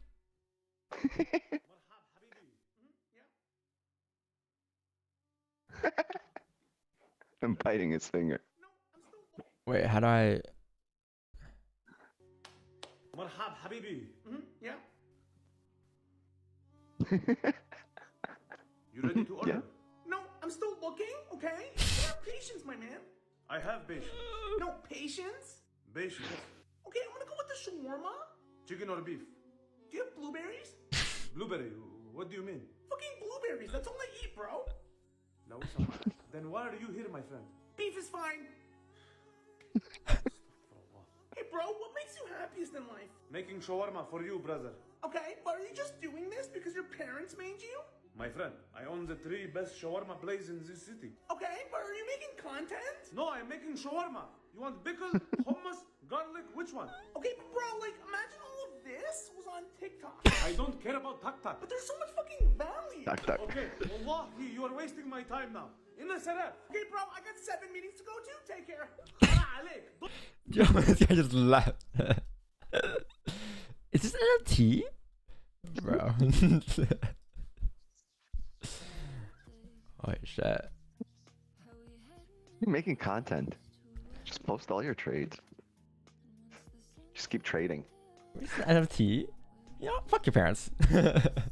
He's sitting there like. That is mad funny.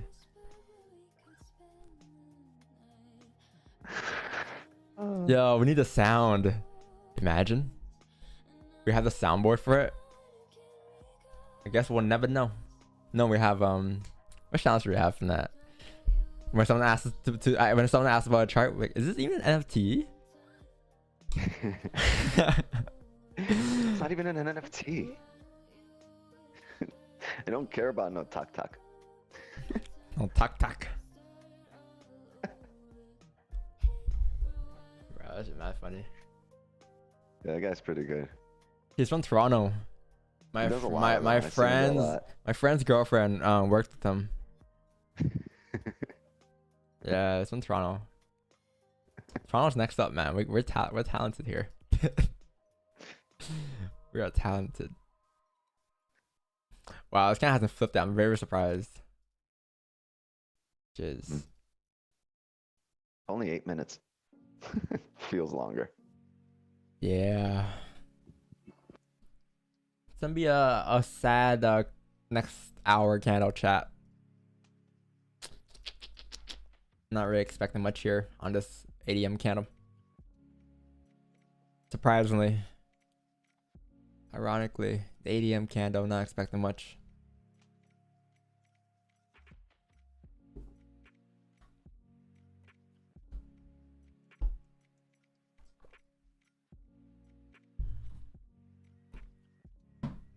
No, you have buy stops. Don't lie to me. Right, GJ Onion 15. Yes, we might get GJ at 8:30. Yeah, GJ's not bad. GJ is not bad at 8:30 at all. At all, not bad. Yeah, this count should close bullish in 20 minutes here, and then we can get a 30-minute onion play back up.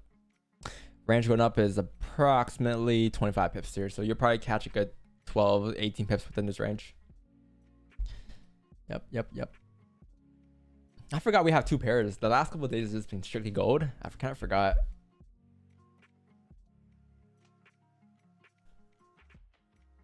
Took 2 sells, right? Nice. Yeah, pretty good sells, man. Pretty good sells. Like the 7:30, the 6:30 sell was pretty clean, and I guess the 8:30, sorry, the 7:30 sell was pretty clean as well. London was nasty. London was pretty nice. You had to push. Oh, never mind. London was nasty. You had to push at 6 a.m. Yeah. Very interesting.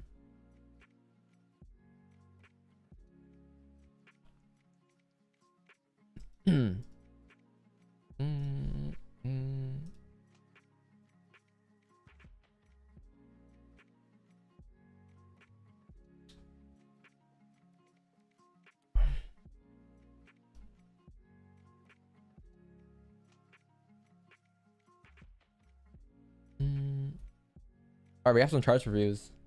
Let's take a look. What charts do you have? Alright, I got 40 messages. God damn. Alright.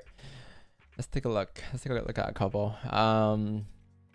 Gold sells pre-NY plus 21 pips. Bearish candle closed below sell zone. Super clean. 6:30 move, right? Yeah, I saw this too. Top wick was perfect too. Yeah, it was a clean sell. Like I just hopped into the session at 6:30 and I didn't want to get sold off the rip. Like it was just the first thing I saw though. It was just very clean. Yeah, definitely clean. Yeah, very well done, man. Good trade. And then this was same trade, right?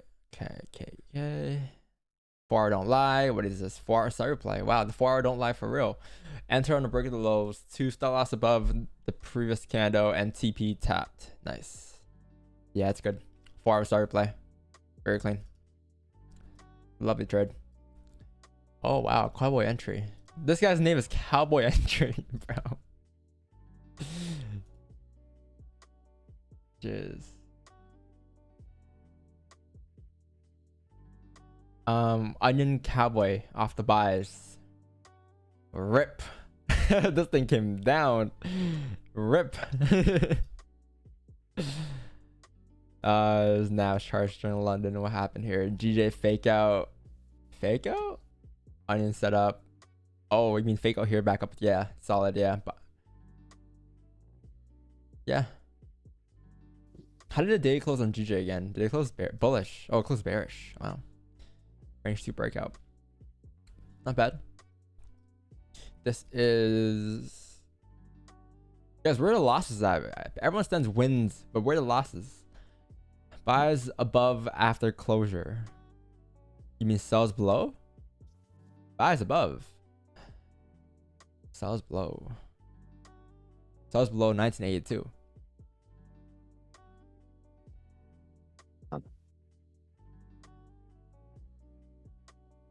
No L's, bro. Yeah, no one took a loss. You're gonna fly. Wait for his 30 to close. All right. It's at support. This count can easily close below the range here. If it closes below the range and you take a buy now, you are doomed, right? Because this count is gonna drop down further. So wait for a confirmation. Wait for price to close that support to actually confirm that support.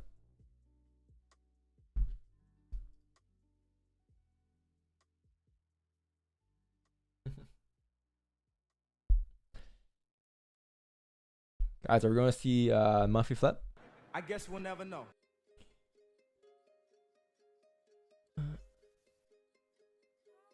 Yeah, you have daylight savings on Sunday, so I'm going to get more sun finally.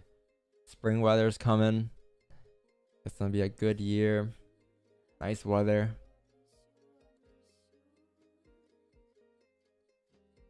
Honestly, 2022 started off pretty nicely. Like, I can't even ask for more.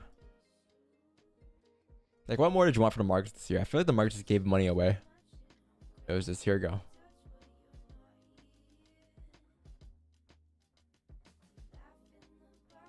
Yeah, so GJ, gold monthly flip, are you asking about the monthly flip on gold? I mean, I doubt it. I mean, let's see. You have resistance here, right? So here's the question now. It's, are we going to close that resistance here, or are we going to close above resistance, or we're going to reject, right? If we close below and the exact same way it's closing right now, I will say next month is going to be very choppy because the price is at a very indecision level. Price doesn't know what it wants to do here. Like if you close bear trap resistance, bullish trap resistance, it's like, yes, we're closing bullish, but we're at resistance. So this kind of gonna either reject or fill the wick, right? But it's not until you have a clear direction, which is a closure above the resistance, for us to drive up, or you have a bearish candle closing at resistance to reject, to come back down, to retest a support or something here, right? So maybe you might see this happen, right? So if this were to happen, what I will say is that the month after, which is April, is gonna be very choppy because it's gonna close bearish, and then the month after following May will be a lot cleaner. It's just the same way you treat the 30-minute time frames, the same way you treat the 50-minute time frames, like at those levels. Gold 15 fake out. Back into the range. See, it was smaller time frame closed Nah, above. I mean the 30 hasn't flipped yet. That 1 hour is like I don't know. I doubt Gonna it. calm down much. 30 is gonna close below. Name of the song? I don't know. Philly Fallish? I don't know. It's some copyright free music. Because it came up there, right? It came up and never flipped, and it came up twice and never flipped. This candle and the previous 15 came up. Just never broke that high. I mean, I want to see this 1 hour. If it comes down, I want to see this 1 hour give it a top wick first, though. Like, I don't want it to drop down here if it does. Like, Yeah, no, I hear you. I really wanted to see a break of the highs and then come back down. This way we would have a top wick. But if the 30 closes below here and the next 30 gives us a top wick, comes down, should be solid. That's its volume time. It's strange how it, like, both candles, both previous sound, this one don't have a top wick. There's of course included explanation why price reacts at those levels. Yes. Yeah, there's a huge update incoming for the course. It's a free update. Every year we do an update.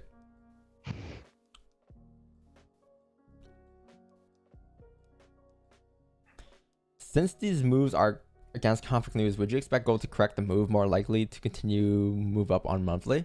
Well, yes, like I would want price to continue up, right? And if it does, then it does. But if it rejects, right? But like there's no reason to like waste time like guessing what price is really gonna do when you can just wait for the monthly candle to close and then see how it closes and then react next month, right? You know what I mean?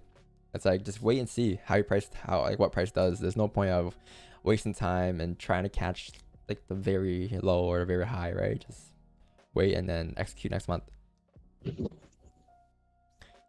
Like we all knew this, like we all knew this month was gonna be clean. Like if you guys watch our breakdown on March 1st, the first day of the streams this month, you will understand like why gold shot up. Like yes, we had a lot of news, a lot of conflict, but price action showed you otherwise. It's like you closed above the most recent resistance right around here, and looking left, like you had all this. Can I draw a line here? You had all this clean traffic looking left until 1973, and that was roughly the monthly target that we had planned out for the month.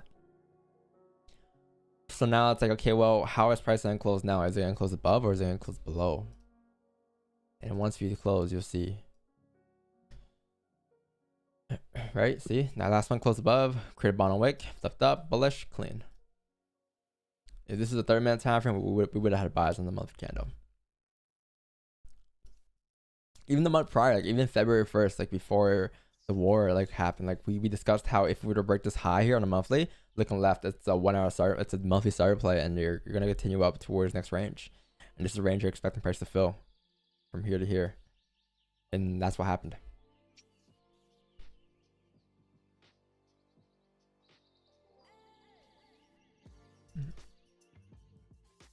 Yeah, if you guys are like gonna eat breakfast or whatever, now it's part of your time to do it before you have NY or NYC. Like you have a good 40 minutes to just do whatever here.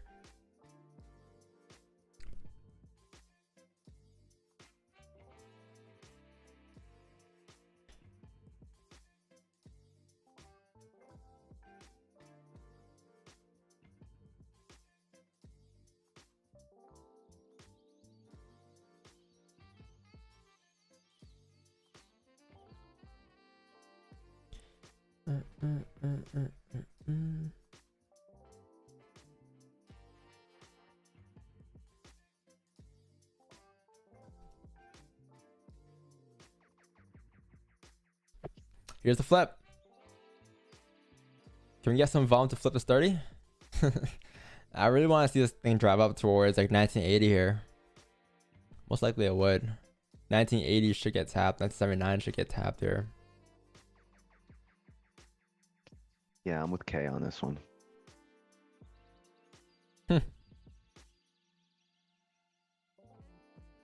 This is trading for you guys though. Like you just kind of map everything out. You have a plan, right? And just wait for your plan to play out, and that's it. So there's no in between. There's like right now, am I thinking of buys? No. Am I expecting price to drive up? Yeah. It should drive up for 4.6 pips here, right? If I was bullish today, I was taking a buy stop right there. And at this point, go break even, risk free, and let the rest run to TP. But like I'm not bullish today. I'm pretty bearish. I'll look for buys maybe if you break above like 1983 here today. You break above 1983, you'll be free till 1993. 100 pip range going up.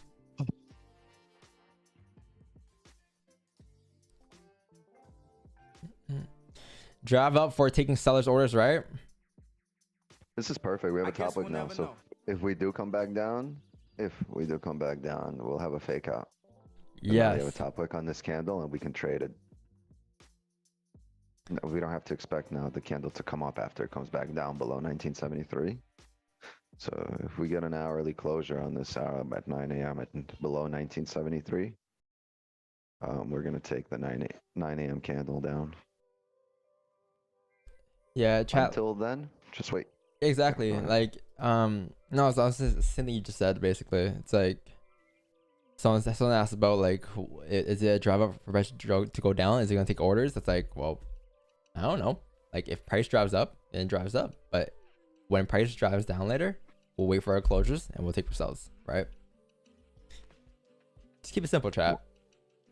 We're on the clock here, right? We're getting paid, so let's do our job and wait. Get paid to wait.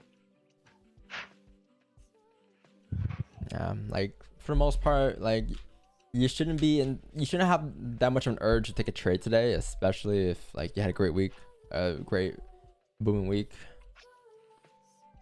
Like, yeah, you should be open to trades, but you shouldn't be like forcing anything to really occur. Just wait for your setups. If you're having hour, week, month, or year in general, you shouldn't be coming in here. You shouldn't be having an urge to trade, period. You just like whenever you do get a chance to trade, you trade, and that's it, because the year has been so fucking successful that like was yesterday what made you like rich and successful? What about the day before? No, like one single day will not make you or break you. So you should just be coming in here and just grind out your 3 hours, 4 hours, did your job, you waited, and you leave, and just shouldn't be eager to do this. It should just become a standard. It should just be habit by now. Shouldn't be forcing yourself, and you shouldn't be too excited for it. Just habit, because if you're having, you know, not even successful year, but if you're having a consistent year, then nothing changes, right? Just keep going. Just consistency.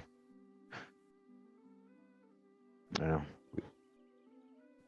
There should be no impulse, especially if you're seeing success anywhere near our type of success, then there should be no eagerness in anything, right?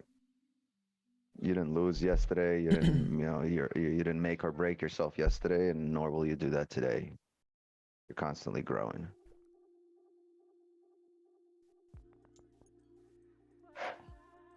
Because your goal is to be a millionaire, and just because you trade today, that's what's going to make you a millionaire? No. Just because you put in the time today, and then you put in that same time yesterday, and you put that same time in over years and over market cycles, that's going to make you a winner.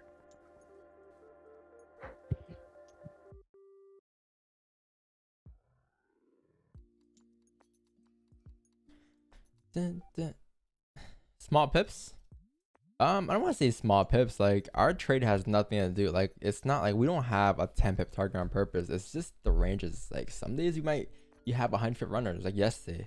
Some days you have 10 pip runners. Some days you have 5 pip runners, right? but it's not like we're set to having 10 pips every single day. It more so depends on the ranges that price kind of gives you and shows you. Like if you have a, for instance, from here to here, a 50 pip range, then overall we're gonna be looking to catch the whole 50 pips, the whole 40 pips in that range, right? But we're just managing risk, and more times price will hit break evens and, or yeah, we'll manage risk off of tentacles, and from there price will do whatever it wants to do. But like we're not set on just catching 10 pips. Like that's not the end goal every day. It's about the ranges and trade management. I read the furs. GJ, yeah, GJ closes in 4 minutes here. I think you need a strong closure. I think you're gonna need a closure maybe above 153 153.075 maybe. A closure above 153.075, and then you have a 15-minute fake out and a 30-minute closing at support, and it should drive at 8:30.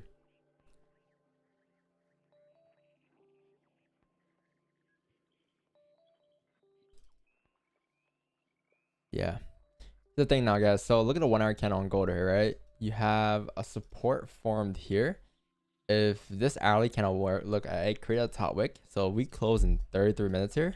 That's all you gotta wait, 33 minutes. If you close exactly like this, you can expect the next 1 hour candle to just drive down to fill the bottom of the range. So just wait patiently here. 9 a.m. This is good though. We got a top wick, and if it drives, it drives. Doing exactly what we wanted it to. Yo, how do you feel about a 30-minute fake out? Feel great.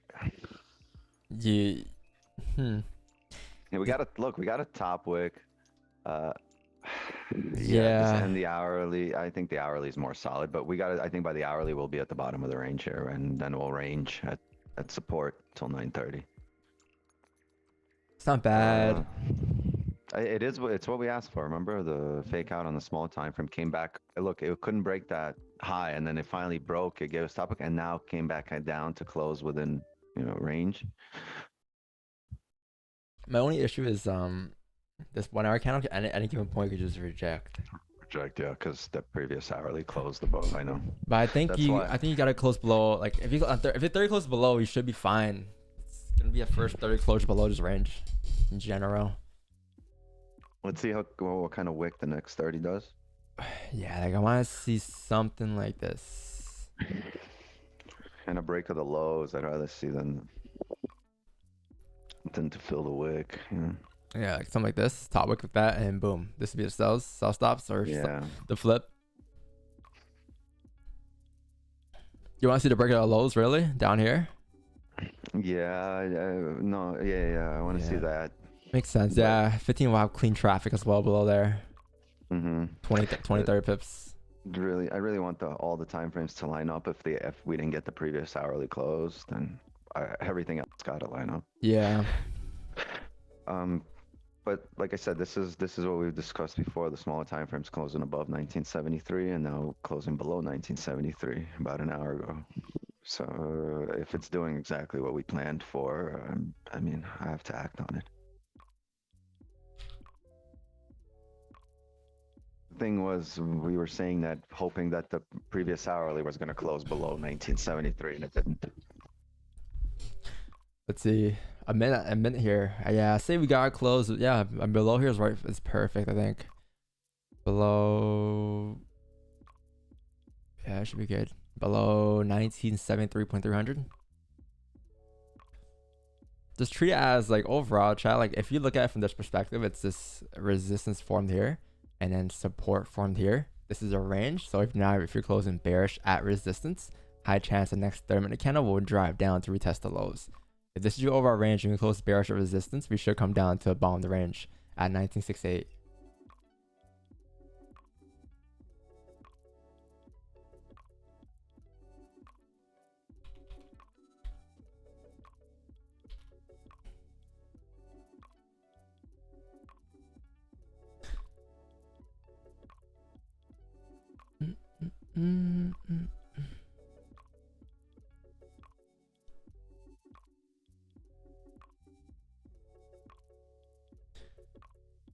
Yeah, I'm more locked into GG is so clean too, but I think I'm more locked into gold here, to be honest. Chat. So I might not take GG. I might just let GG ride up. If it rides up here, it should respect the previous 30-minute low. Wait for the bottom wick and you should be good. And then same thing with gold here. So we might have sell stuff once you have a bottom wick here. So we get a top wick somewhere up here, and then we have sell and breakout lows coming down. Wait, you said breaking the previous low, really? How big is that difference? Current candle low. Yeah, 24. That's good. Yeah. 10 pips maybe. Yeah, nice top wick here. I got break of the current low.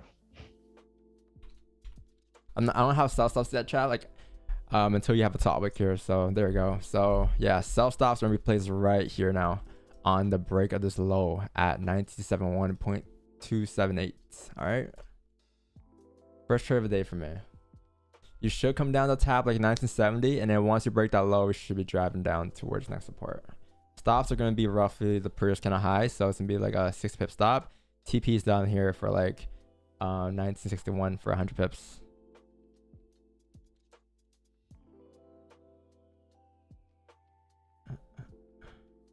Here we go.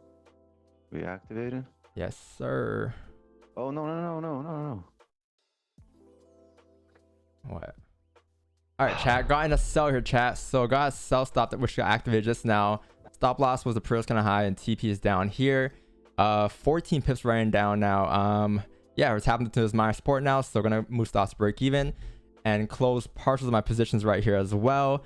And now gonna let the rest run to TP here. All right, that was the sell stop we had activated. And now we got runners towards TP. At this, we're tapping into this minor support here. So at this minor support, that's where you want to really manage your risk and take partials here. And we should run down. I mean, if you want to take a part, if you can take another 25% here, I suggest you doing so because it's a pretty heavy support, and let the rest 25% running until like 1960 here. Should be overall clean. Yeah, there you go, in and out, just like that. It was based off a 30-minute candle, right? So 30-minute candle, once we broke the lows, we understood that we should come down to retest the bottom of the range, which is at 1967. And overall, if we break through the support, then we can drive further down towards 1960, all right? So now we got runners risk free, and there it is, chat. Closing. She's a runner, she's a track star. Let's go. W's. Close 75%. Yeah. It's a 25% running for 90 pips flat. So clean. So fresh and so clean. Yeah, my runner position has more than my full position. We said, we gave you guys sell stops before, right? We said we're gonna wait for a topic, then have sell stops. We got the sell stops, and then boom, boom, you got in positions, and that's all she wrote.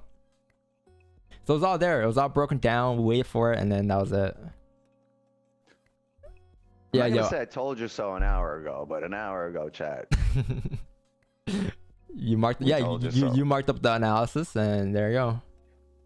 Good shit.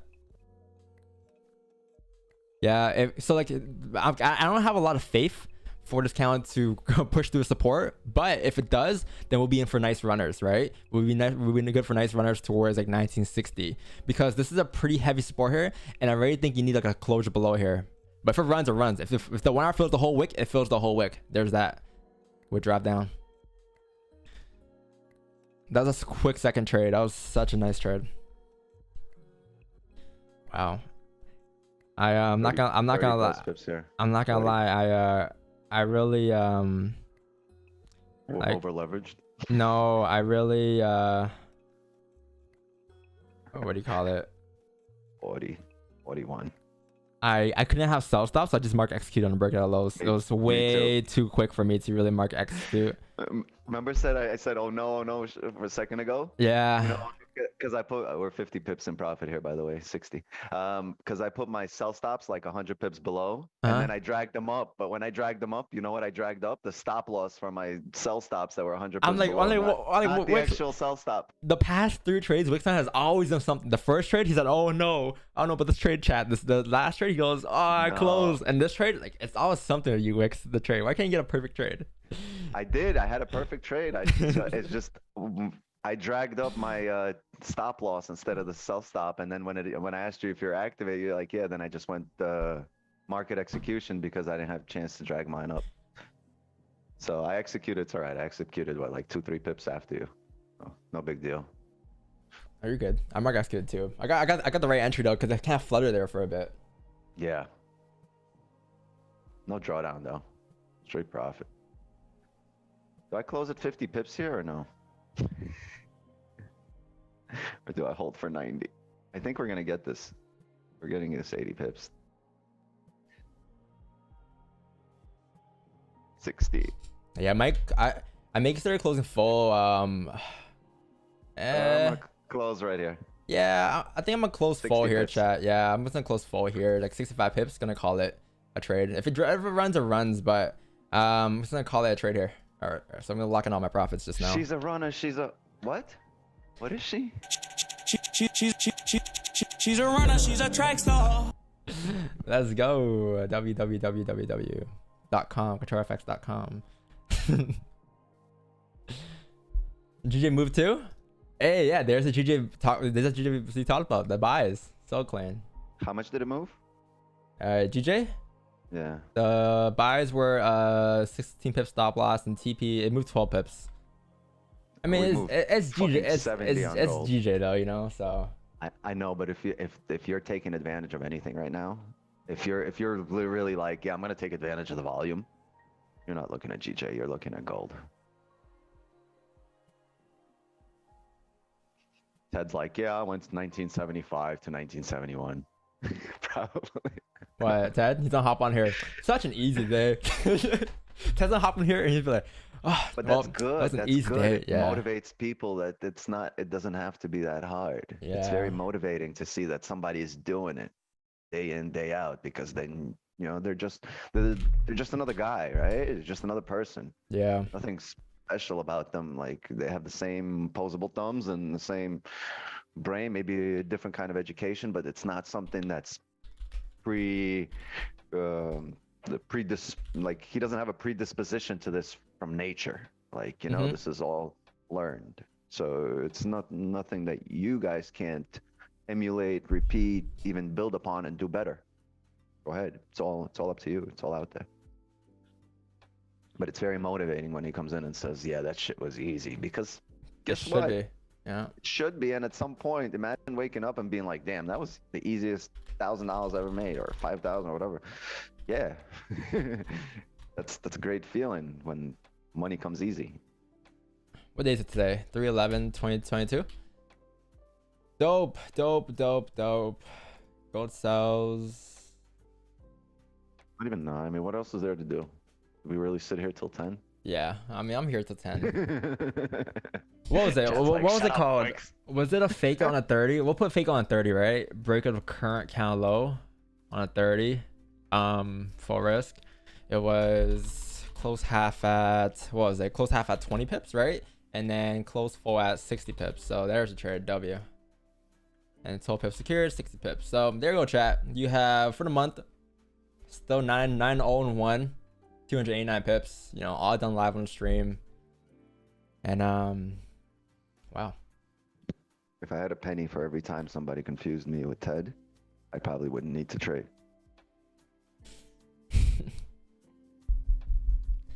Thanks so much, guys. Much love. Thank you for showing up, man. Thank you for showing up and just, you know, here, because the trade, like, chat, these are the trades that, like, I personally take, right?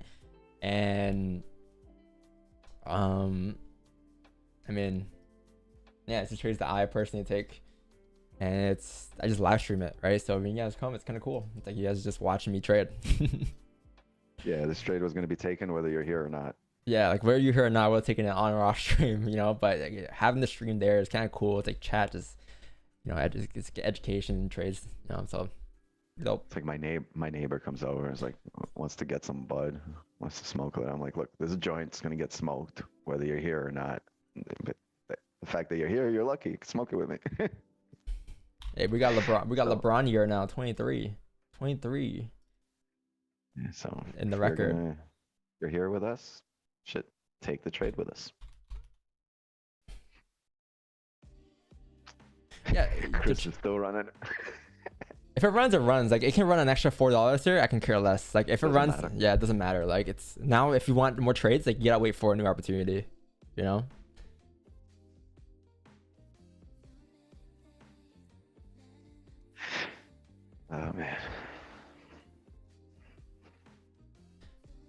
send the signal out?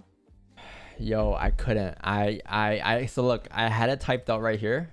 Like it actually Too many sucked. things. Yeah, like it had it typed out right here, but it moves so quick. I couldn't even like I couldn't mark it execute and do it. Like I had it typed out freehand. I just had to press enter, and it's tough. Like, but it's whatever. Like they caught 25 pips yesterday and during Asian, and you know it's whatever. It's fine. Like I'm not gonna get mad over this. It's fine. I mean, they're up 285 pips, you know, like who cares? You know, like they're still making money. Gotta activate it quick. With time, the goal is to know what Don Wickstead would be saying before they say it, because these fast moves, by the time they talk, the move can be done. No, we discussed this an hour before. We literally said, look, we're gonna wait for the smaller time frame to come up above 1973 and close. Then we're gonna wait something on the 15 and 30 to come below 1973 and close. And as long as we have a top wick, we're gonna look for positions. From 7:30 to 8, we discussed that. You gotta listen. You gotta pay attention to the ideas thrown around. It's not just, you know, like a lot of it is bullshit, just back and forth bullshit, just to, you know, vibe here. But in between that, like you gotta listen. Like it was clearly discussed. That's why we're saying like, hey, we're not gonna say we told you so, but like we discussed everything. Yeah. Yeah, yo, CS is right though. Like, yeah, like what we can learn here is the fact that like the 1 hour had no top wick, and look what the price next count did. It created a top wick and then it drove, right? So we're struggling for like half an hour, and then once it created a top wick, it just boop, came right down to our support. He gave us plenty of chances to enter, but once the setup, I mean, gave us plenty of chances to get ready for entry because the setup took a while, right? But once it's set up, the entry was very quick. Like that's what gold does lately. It just moves very quickly. Good call, Wish though. Like, how you saw my message? I'm quick with it. CS, I see everything. Trust me, I see everything. Even in the industry, I see everything. I just stay quiet about things. Trust me, I'm in it. Is a special one vote for members? No, it's for everyone. Just do exclamation point journals in the chat, and the special you should have it should come somewhere. It should be up with Nightbot.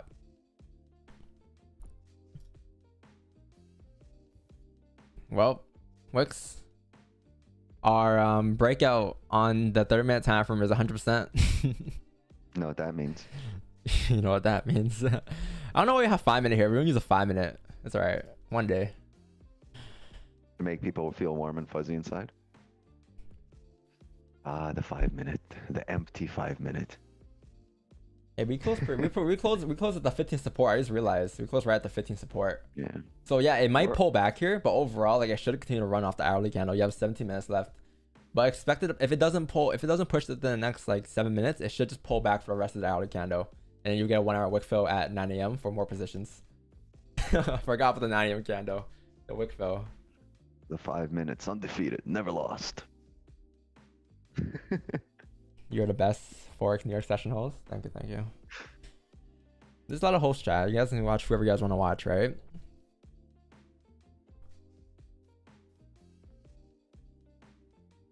Someone added after Raj. Shout to Raja though. I wouldn't have streamed if it wasn't for Raja though. Like yeah, like I 100% agree. Like he definitely like you know like hopped out there for the industry. Paved the way. Yeah, he paved the way for everyone else's stream. I think I'm not gonna lie though. I think it was very tough on my part when I first started streaming because I was the only other NY streamer at the time, and you know.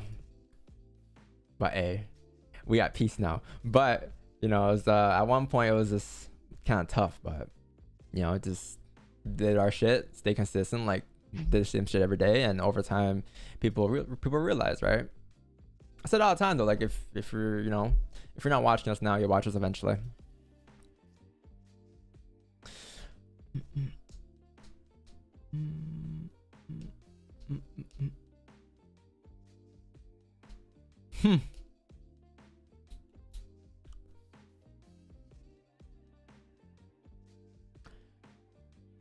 Caesar Torres, what's going on?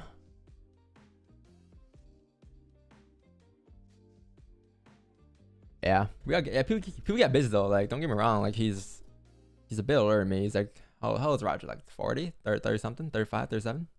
34. 34. Yeah, it's like half my Ted's age. 40, I think. Half my age. So yeah, he's gonna be busy. He's gonna have shit to do. He's gonna have, you know, family to take care of and stuff. I get that.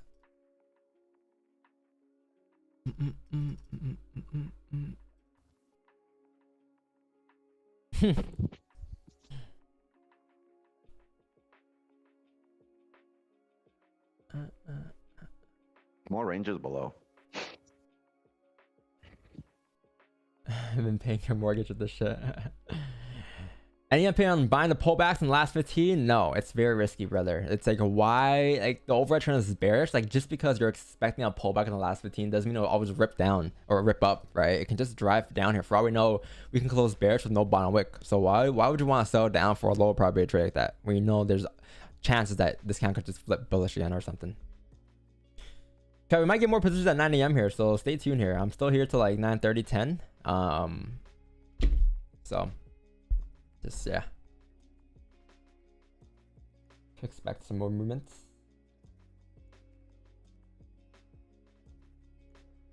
Ooh, ripping down. Yeah, there we go. It struggled there. So I said it earlier. I said how, like, okay, I said how we may struggle at like 1964, but if we rip before the last 10 minutes of the forward candle, we should be good. And that's what happened. We ripped down again the last before the 50 mark, 850, and now tap target. So if it pulls back, it'll pull back now, but it'll be good for the next forward candle, man. We're gonna close bearish, and we're gonna be coming down towards like 4.7 probably here next target.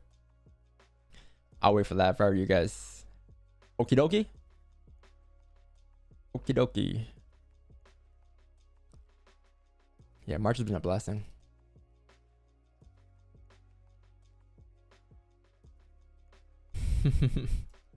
Don't take impulse sells now, guys. Wait for this candle to close, okay? It can come down 120 pips or it can come back up 120 pips.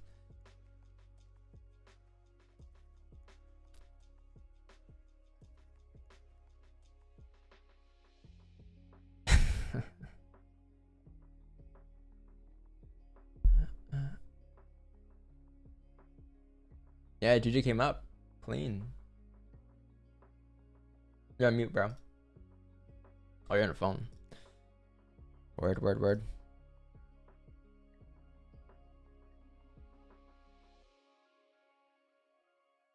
Why did you have a bearish bias on gold? Because look at the daily candle. Like, this day candle told you everything, right? Just because we're bullish doesn't mean we're initially bullish for a day. It comes down to how we close as well. And today's candle, look where it closed. This bearish candle closed below support yesterday, and this bullish candle right here closed bearish or bullish, respecting this resistance here, right? So you can say like, okay, well, there's a resistance here, and we're respecting that resistance. This candle here can come down with the weekly or with the forward candle is what it was. So now you drop down to the forward candle, you're gonna see that the forward candle was a fake out. It was a range formed right here. You had a support formed, you had a resistance formed, you had a false breakout right here, and then price came back into the range. So we knew that there's a high chance we had to fill it, and after you fill it, you have a high chance to drive further down, and that's what the push was.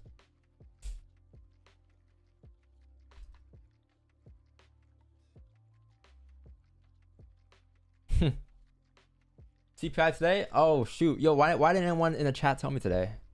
My bad, that was yesterday. Oops, that was yesterday's focus. I don't need your screen to tell me what the focus is. Focus on this money. Focusing on this joint. Hey, Marcos. How's city? He's in London? Yeah, it's in London. You don't love the city, man. You love come to Toronto. No, he loves London. You know why you love London? Because you have because everyone's walking around drunk, probably. Or he is. That's why he loves it. Did you go to the soccer game yet or no? No, I think it's Friday or something, right? That's tomorrow. 3. I don't know, man. I don't know that Marcos is ahead by 3 hours. No. 5 hours. You're ahead of your time, bro. How old is Wix? 6 weeks and 36. Kanye. Oh no, Kanye's 46. I'm 36. It's not about the age, chat. It's about, Age is just a state of mind right now. yeah, like there's 46-year-olds like Kanye who are, you know, Kanye, and then there's 46-year-olds who are just 46-year-olds. There's My pops was basically like a grandfather at 46. Like he acted old. yeah, 46. And then I know 50-year-olds that act like they're 20. You know what I mean? yeah. But who wants to be the 55-year-old at the club? Nobody, right? How old do you feel? 11. I feel great. Like I'm in much better shape than I was when I was in my like 20s. Anytime in my 20s or even in my teens, like I'm in the best shape of my life right now. So I feel great. I never felt this great when I was 20. When I was 22, 24, 20, I was always out getting drunk, getting lit, and I always felt like shit. And then as I got older and had kids, and somebody was looking at me for an example and saying, Papa, then you're like, can't do that. 50, you got to go to the club because we live. Yeah, maybe I'll be going out. That's what my girl says. Like, we're never going to be old. We're going to be knocking boots at 80. Like, you call it knocking boots again. We ain't doing nothing at 80.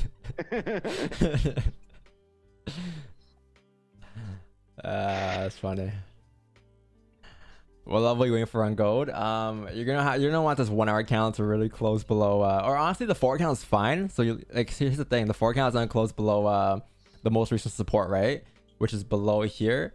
So now you're just gonna need a 30-minute candle closure at 9:30 probably, below 1960, and then you can drop down to 1947. Okie dokie. Okie dokie.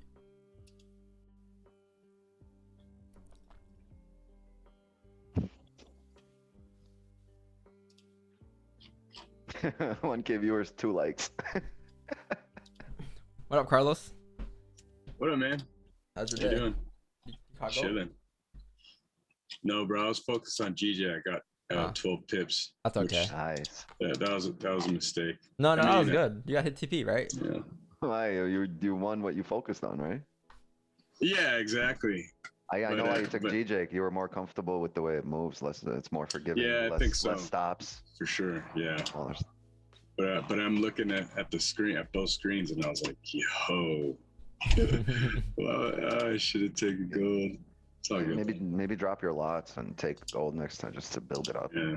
Because sure. yeah, like that was my issue when I was going from GJ to gold maybe 2 years ago, when spreads were wild and moves were like, you know, candles were 100, 150 pips. Yeah. It's like it's very intimidating because It's intimidating. yeah. Yeah, it is. And there's just some emotions you don't want to go through. I remember going like, I wish this was a position on GJ, because on GJ this would be a lot, you know, smoother, or wouldn't jump, you know, be as parabolic. But over time, yeah, more and more positions will get you used to it. Yeah, I love the volume, man. That is on gold. Yeah. So it's certainly something that I've been looking at for a little bit, but it does move so different than other pairs. Yeah. Just like whipsaw, you know. Sometimes it's crazy. But as I've told other people, like, this is the time, if you're really looking to grow your account, this is the time to really supercharge your account, because gold will move 20, 50, 80 pips, no problem. Is it safe to sell gold now? No. It's I mean, it can be safe, but you wait for this 5-minute candle to close, and then wait for the first 15-minute to react after the new 4-hour candle, okay? And because you're expecting this 4-hour candle to close, and you're expecting the next 4-hour candle to create a top wick, right? So why would we want to sell in a pullback at the first 15? Wait for the 15 candle to close, and then 9:30 will be your move. 9:15 and 9:30 will be your push to drive further down. Just wait for that. It's the same concept every day. It's like I repeat myself every day. It's just the same thing every day. Right, wait for the pullback, and then 9:15, 9:30 is your push. If you didn't get a move, here are your time slots, chat. It's gonna be 7:30, 8 a.m., 8:15, 8:30, 9, 9:30, or 9:20, 9:30, and then 10. Those are the times that you gotta be actively on your charts if you're trading the NY session. If you're not there for the whole 3 hours, at least look at your charts around those time periods, because that's when you most likely get your moves and your positions and your volume. Yeah, Marcos, you caught the trade, Marcos?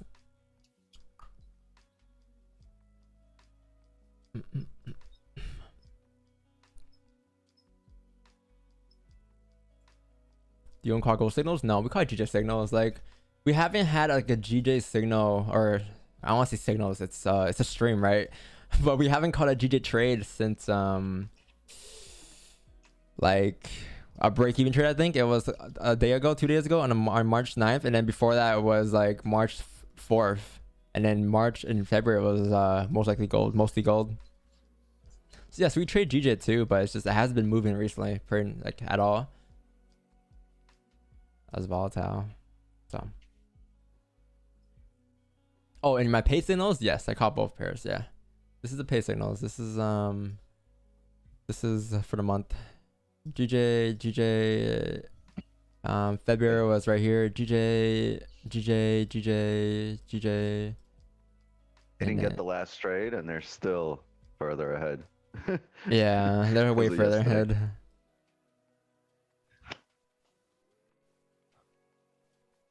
Not bad.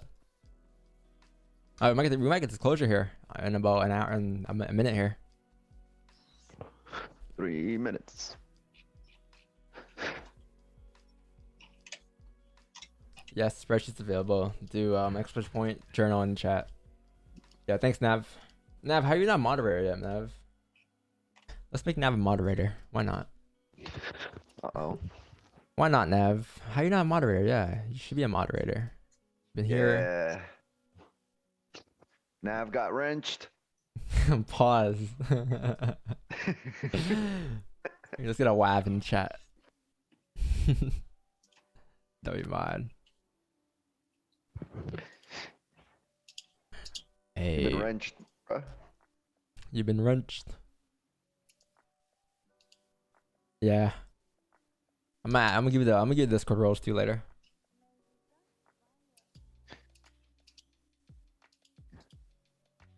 Use your wrench for good. Yeah, we have a lot of mods. I gotta take out some mods that aren't active. Man, we have a clean range below here. I love it when you say that. All the mods start writing and texting. Like, I'm active, I'm active. I'm active. I'm here.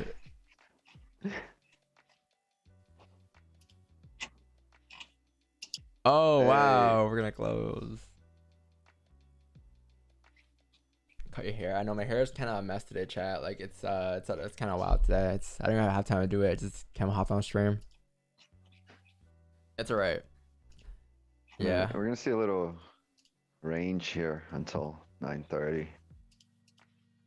Maybe if we do close below, maybe a bullish 30, bullish 15 below there. Or we kind of trickle down and get a little gladiator candle.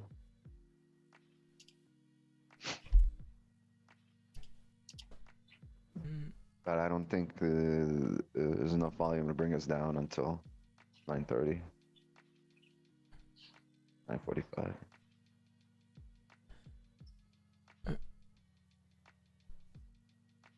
Your hair is exactly like literally the same as every day? No, it's not. I think yes is a better hair day today. Yesterday prior was a better hair day. I woke up late today. I was supposed to shower before, but I woke up like right at 6 today. I'm like, fuck, I don't have time to shower and shit. So Dirty Dawn. I've been waking up like usually at 5:30, and I had time to do all good stuff, eat, but I didn't have time today, so I'm gonna shower after. Yeah, you had pizza at like 4 in the morning the other day. Yeah, man. You know why, chat? Because he can. Hey, that's what you do. Don't tell nobody. Works 9. Yeah. Some shit you doing that. Don't know. Why you gotta expose me for, bro?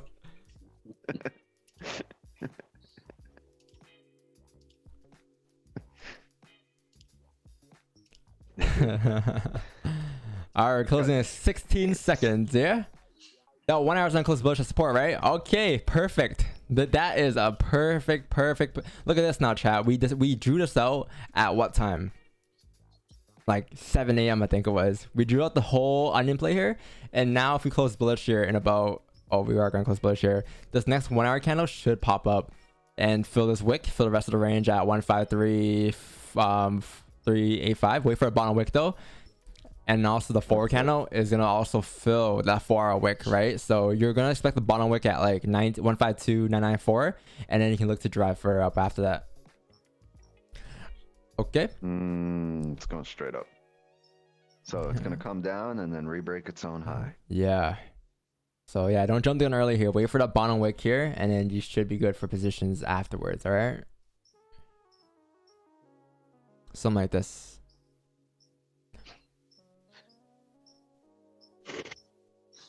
Yeah, gold in a forward candle closed bearish here. I'm expecting a steeper top wick here, to be honest. My only concern here is we're respecting this resistance to the left. Do you see that, Wicks? Yeah, this could be a bottom wick for this candle to close bullish, but overall I think we're gonna trickle down. 930. Yes, that's what I'm saying. We're gonna trickle down because right now we don't have, this is that 845 to 915 range at support. Like we've reached support, so we range or we pull back if we didn't reach support yet. We'll typically pull back, but until 930, we're either gonna reject or trickle down to below this range. It's not gonna fly out of nowhere. Market needs catalysts, as we say every day, and there's no catalyst at the moment. There's no news at 9, and 930 is the NYSE, and once that's open and the influx of volume comes in, then by that time we can have a setup and more volume. So look, every day the 8 a.m. candle tends to give us direction and volume, and nothing different today. Look at the 8 a.m. candle, just fucking ripped down a 200 pip candle, 190 pip candle south.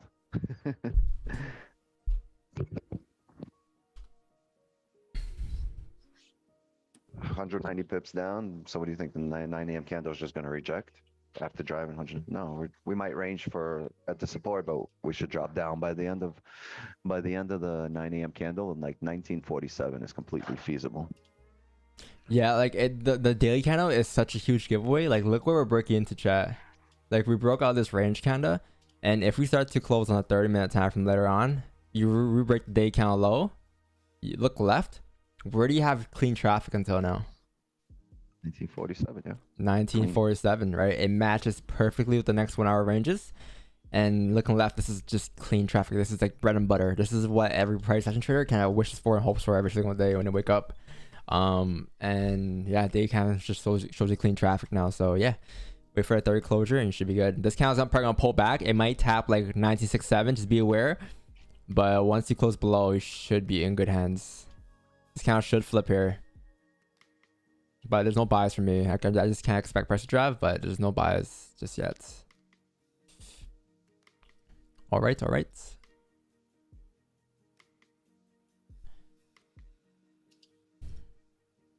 Buys for me are probably gonna be above like 1983. I'll take buys above there, but there's no point in guessing the buys right now. All right, no reason. The market's not even giving an indication of that. Yeah, here you go. Look at GJ. Top wick. So yeah, now if you break the you come down towards 152. It might come down towards 152.817 here, but 152.986 here, and then once it flips and breaks the highs there, that'll be your buy stop, and you have TP up here, so the last current count low, and then it should be a 1-to-1 trade to go up. Yeah, this position would be valid as long as it doesn't break the previous candle low. But if it closes, it's only valid if it closes above 15292. Don't you love our strategy, Wixton? What was that? Don't you love our strategy? Like the way we trade, like it's all the nuances in it. It's just like it's crazy. Like 2020, I had none of these things in mind. It was just buys above or sells below. It's so concrete that like I can explain it, then you and then somebody else can explain it, and then it would be two of identical explanations. It'd be the same thing because it's concrete. You know what you're looking for. There's an order flow of things that need to happen. Yeah, it's like. So you just follow order flow, right? It's like in the Discord, it's like nowadays, like whatever I taught to people, like they're just like whenever people have questions, like they answer the questions for me. I don't gotta answer it, and they explain it the same way that I preach it on stream.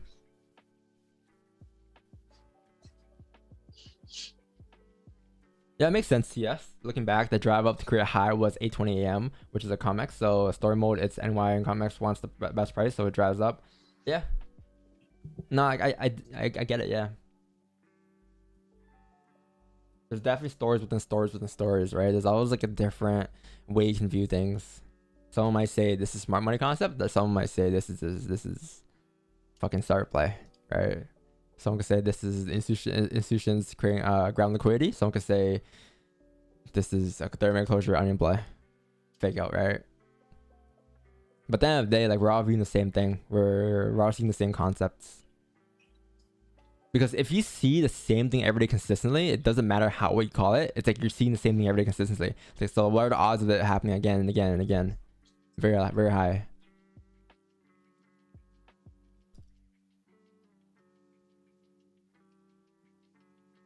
Yeah, this is a pretty heavy support on a 1 hour.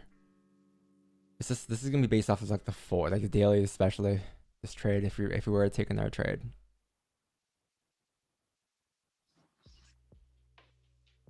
$19.45 perfect level to set buy. Why don't we just worry about the sells first coming down towards $19.47?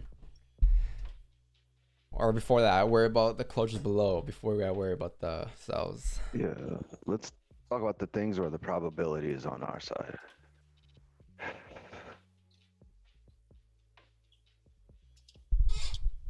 You see how people thought gold was pushing, but it's 9:06. We're a few minutes into the new 4-hour candle. The wicks created here are probably not the extent of the top wick, nor is it the extent of the bottom wick. Sorry, I was gonna reply. And this is probably just pulling back for that 9:30, 9:45, 10 a.m. push. So yeah, I know what smart money method is. Smart money concepts, SMC. I've been through it. Like I've been through all the trauma. Yeah, it's if it works for you, it works for you, right? I'm not gonna go and trade smart money concept when I've been trading this way over the last 2-3 years or 2 years plus, right? There's no reason to. It's like if it works for you, you're making money. Okay, cool. It works for you. I will make money this way, and we all make money at the end of the day.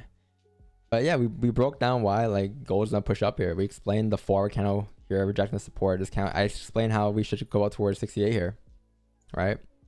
We explained all that. But it's like people come to the streams and they see we trade like this way and they're like, well, these guys don't know shit, man. These guys don't know what smart money concept is. These guys don't know what trading with the banks is. It's like we've been through it. I've been through it. All those concepts. When I was learning still, or when I was new. Didn't you say you had like a 30% gain last month or something like that? What was it? With what? Last month? Yeah, around there. 30, 40. I mean, Where are you at this month? This month? Mm-hmm. I mean, I switched like first week of to Blueberry first week of March, so I mean, I think around like 30 right now. 25, 30 already off the rip. Yeah, that's it. I'm up 16% for the month. Well, 11 days. Those are both huge returns, you know. I mean, that's unheard of. 16 is nothing. Don averages like 30 to 40. I get like 20% a month Don because sometimes I get like the average is 30, but like sometimes I get 10% months, like 15% months all the time. Some months are like January I had like a 12% month, but February was like a 40% month for me. Yeah. But in any market, like in real estate, like 10% a year is good, you know. You'll see like y'all doing 30, 40%. Ted posted he did like 43%. 60, like 80. Yeah, you know, like that's like when you're talking about smart money concepts, you can't like argue that those kinds of returns, you know. That's just wild. Yes. I mean, learn what you want to learn. Who's stopping you from learning all the concepts you want? Doesn't matter, you know, like, can you apply all those concepts? Yeah. Are you profitable? If you are, go ahead, you know, more power to you, boo. Yeah, exactly. There's no need to argue. There's no right or wrong way of trading. It's like you trade smart money, you trade how to beat the market maker, you trade fibs, you trade trend lines. If it works, it works. You can't argue that your results show you, right? the end of the Yeah, day. So you can say anything you want. You can argue anything you want. Results speak for themselves. Like I'm fine with my results, and I've been through everything. And do so you, boo? far, from everything I've tried, these are the best results I've had. This is actually the only thing that gives me results. Everything else, It's I because didn't have results. we have like a why. There's always a why getting answered in the strategy. Like everything can get answered. There's no like if and buts. It's just kind of like set in stone. This is this. This is that, and together it equals this. It's like a math equation. That's how trading is for me. Actually, no, I don't want to say math equation. More of like a probability. I mean, you want results, right? You don't want to run in circles. You wanna have something concrete, and it's everything else I've ever tried. I could never get a tangible, like a concrete explanation for every little thing in a strategy and why it's happening. Oh, it just is. Like I've seen this before. Like I know this, or like why are you entering here? Like there's a specific reason in what we're doing, and why we're entering, where we're entering, when we're entering, which I couldn't get the answers to, doing all other things. Yeah. To the accountability, open accountability, just posting live, and I haven't seen that with a lot of. I mean, this is kind of a relatively new thing, the live streaming and calling out plays, play by play. That's a big thing, But it does you no good if we're just we're taking a trade here, even if we called it out beforehand. But we're taking a trade here, and let's say it was on like just the Discord channel. But when you're seeing it live, there's a breakdown of why we're thinking that and the whole thought process behind it, and an explanation, which is the only way to learn is just you're seeing the thought process and you're acting it on your own also. So you can see on your screen what you're doing, plus on our screen what we're doing, and it's the quickest way to learn is just to emulate success. And you need your own experience in it too. So, combining both worlds, just our thought process with your experience live on the charts.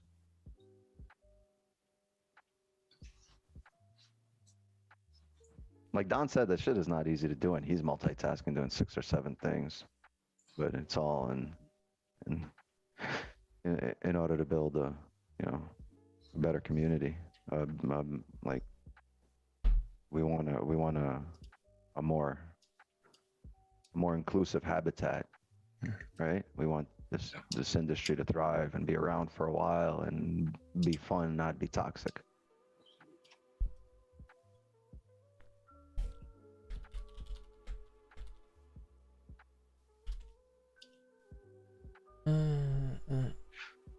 But the value is in your own time spent on the charts, regardless of what the hell we're doing here.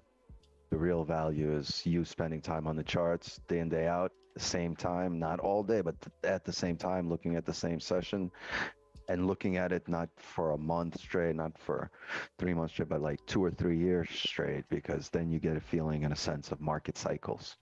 And when you get a sense of market cycles, you can understand and expect volume at certain times, and you can also recognize previous what's going on now as in relation to the previous market cycles. So you can't throw out advice and signals if you haven't lived through a few market cycles to really understand how they relate, how they work, how they change.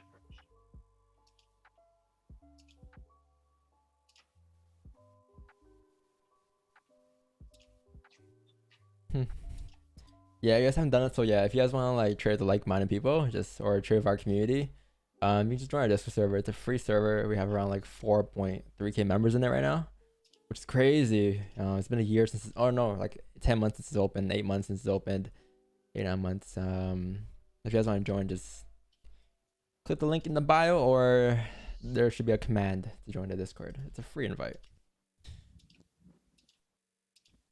See, so you have like the New York session here, right? You have the London, you have the Asian, and then obviously like you have the private channels as well, which is private unless you're a paid member or whatever. But in that stuff are usually free. The most stuff is usually free. You can discuss trades here. Like everyone's like during the line session last night, everyone was talking about like the sells and the buys, and you know, it's pretty cool. We all trade alike too. You're not gonna really get like a lot of different strategies in here. It's just gonna be one for the most part. I think the mods, for the most part, have done a good job of like keeping other strategies out of the conversation, out of talk. Because when anytime something else comes up, or like fibs or anything, people are quick to point out, like, hey, it's not our type of break. It's not what people are looking for here. Don't ever bear those profits. Just teach us why and how they caught this pips.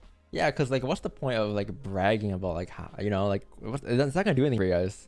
I mean, people want to know obviously, right? But sometimes I post it so people can know. But for the most part, what's the point? It's not gonna teach you anything at all. Like my relationship to money is different from your relationship to money. Different from Wix's, different from Carlos's, different from, you know, whoever. So it's everyone has a different relationship to money.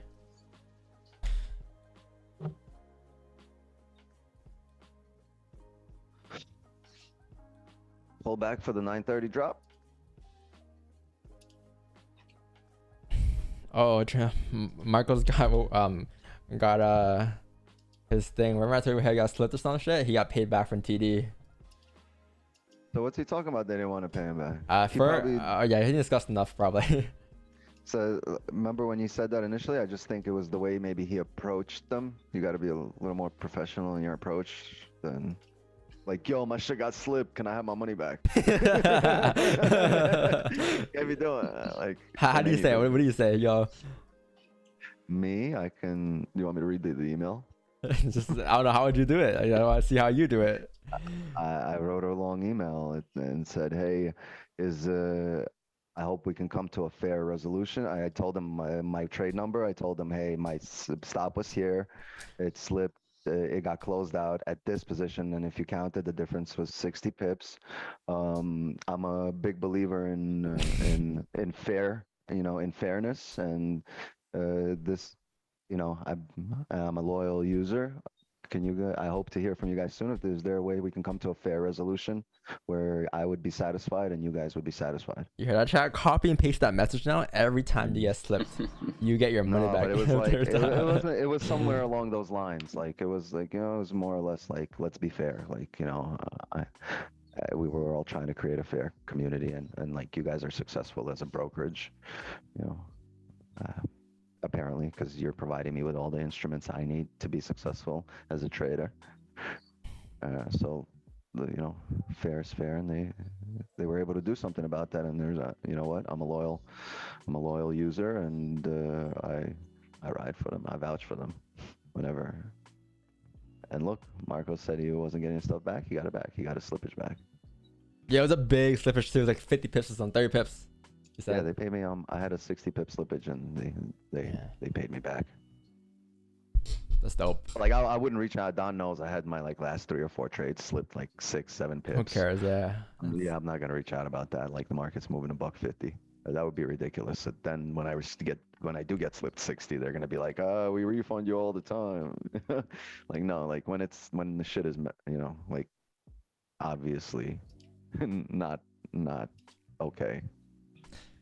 James Pro, what is slippage? Can you explain? Okay, so next NFP on first week of April, place buys and sell stops on a 1 minute candle high and low, and you'll see how much you get slipped. Put 0.01 lot. You'll learn slippage the hard way, but at least you'll learn. Because I mean, you probably got slipped many times in your trades. You just haven't realized or don't know, right? Yeah. So the market moves too quick for the terminal to, you know, lock it in. But yeah, I'm with Traders Domain, and by far the best customer service I've had out of any brokerage I've used.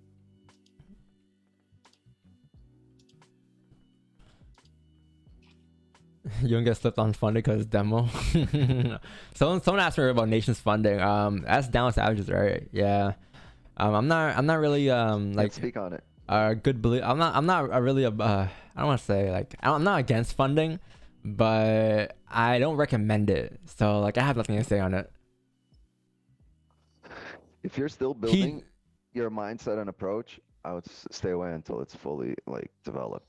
where you can like take these companies for everything you can.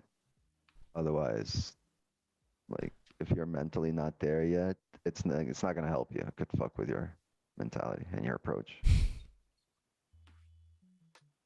DS mod god. You'll be a Ask him money back.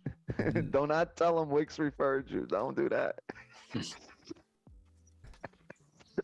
I mean, yeah. Oh, fuck that. Tell him Wix referred you. Open an account and go trade over there and tell him, hey, Wix said you guys are official. I think we have the same funding talk every day. People always ask me, yo, how do people funding? I give them the exact same answer every time. It's like, if you trade funded accounts, right? But there's definitely people here that have been here for a year or two and just can regurgitate everything we've said every day. They can just repeat it because they hear it all the time. bro, there should be someone mocking me at this point, bro. Like, it's the same shit every day. All right, what's going on, guys? Yo, if someone can do that, that'll be mad funny, yo. So gold here. All right, what's going on, guys? Welcome back to a brand new session analysis. So think like I gold here, gold on a weekly has flip bearish. Fuck. It's like I'm reading a transcript every single day on stream now. It's crazy. Yeah, even with the questions, because it's always the same questions.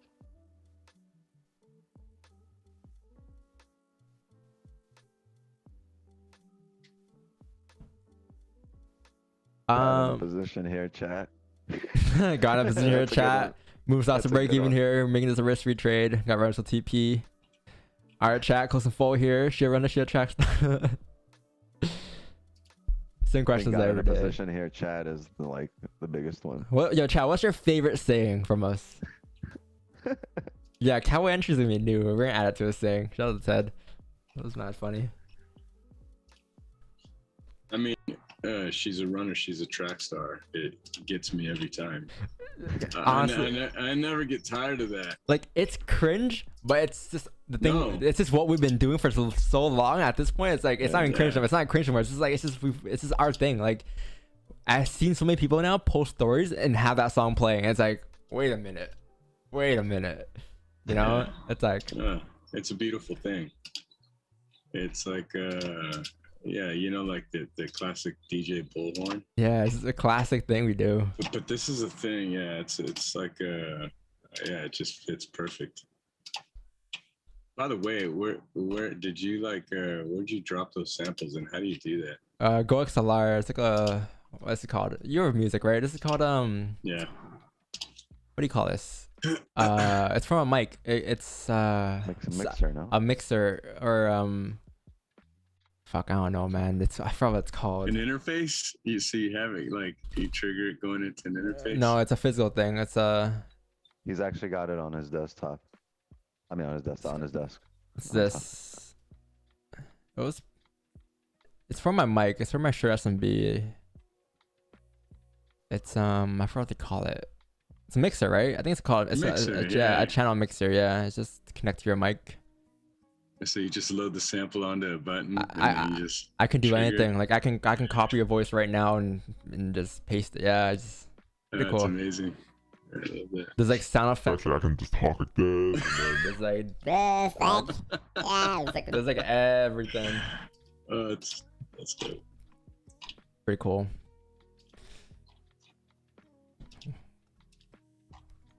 To this day. Oh, wait, wrong one. What's the other one? Is that you on Control FX live stream? Yes, it is. Is that the real Ted? The Ted one's funny. Because people used to ask that all the time right before he started coming on here, and he was just in the chat. It was like, that's not the real Ted. Is it the real Ted? People are like, why is he on Control FX to stream? It's not funny. Yeah, we add Gary V. I'm gonna add Gary V for sure. Wow, chat. We might not move till like 9:30 here. I think it comes down to this 30-minute candle here. If you close above 1967, you can probably expect to drive up towards like 1973 and so forth. But if you close respecting it, there's a high chance the next 30-minute candle might reject, and you might get a 30 closure like this, which would give you the 1 hour candle breakout low server play for our next 1 hour candle at 10 a.m. So I might be here for that. Oh, Raja. So you know, today I took a 100K win. That's funny. Hey, what's going on, everybody? Good morning. What else did he do? He goes, fuck. That's funny. So you know, he else says that. We? No, there's no we. There's me and there's you. There's no we. Used to do that shit all the time back in the day.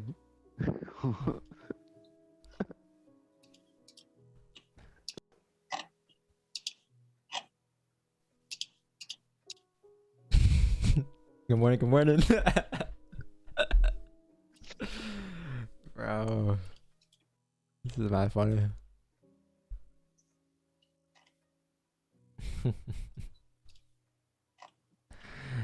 Yeah, no sells. Chat, honestly, if we close above this range, I might just call it a day, man. I mean, I want to stay, but like if we don't close below at 9:30, then there's a high chance you're gonna have to wait till 10. Maybe I might still till 10 a.m. Who knows? Might just stay. Just told me you staying at 10. I cleared out my plans. All right, I'll stay till 10 a.m. Yeah, cause we might get pushing at 10 a.m. 10:30. Told the kids to walk to school for this shit.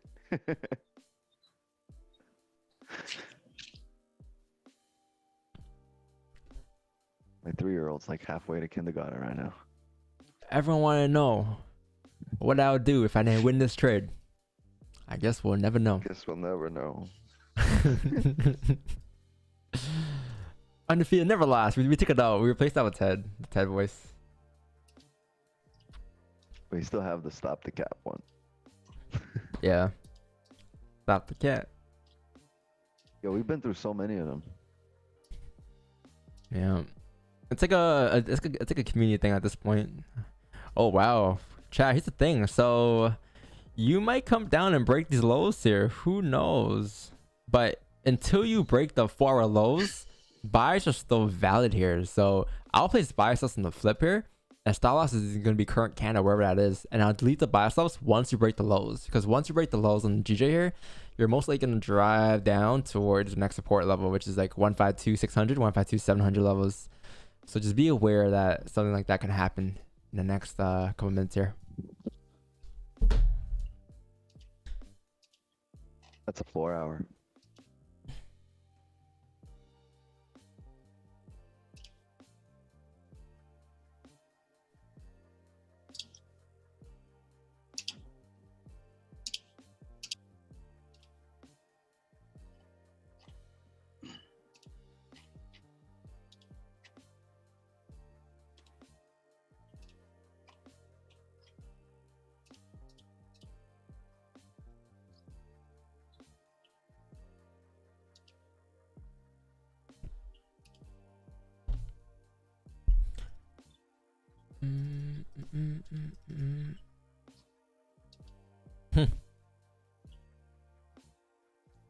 Can you go over? You just went over GJ.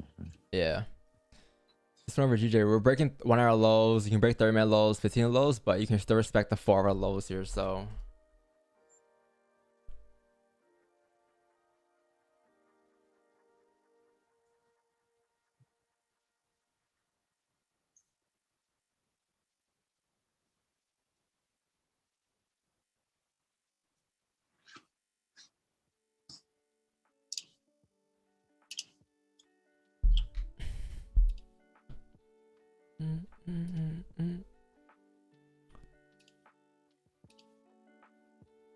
Freaking incredible. It was at times like this during these pullbacks and during these waiting times that used to blow accounts.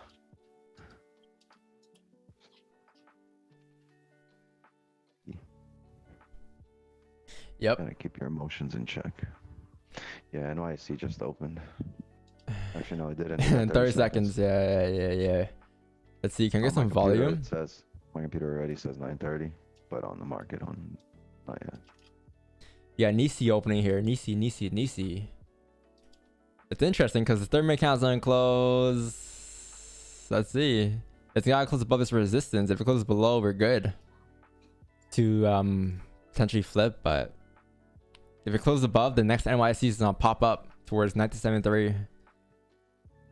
Here's the thing though, the 4 highs is all the way up here, and as long as you don't break the 4 highs, this thing can flip at any given point. It can flip at 1990, 1980, who knows?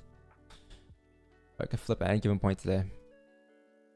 Unless we create a few more 4 hours somewhere in the support and then start running up. It's gonna flip here, man. It has no top work on the opening. It closed above. This thing flips. It's gonna drive up 1973 here.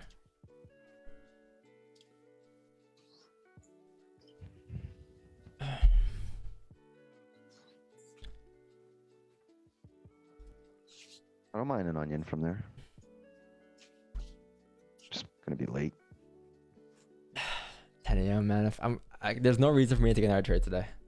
Absolutely not. Like Asian, you know.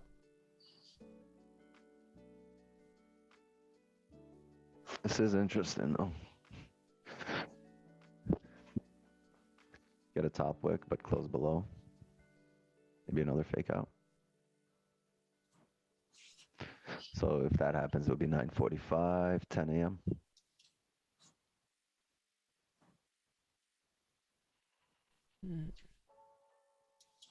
On the higher time frame, though, I would expect it to come up higher for resistance.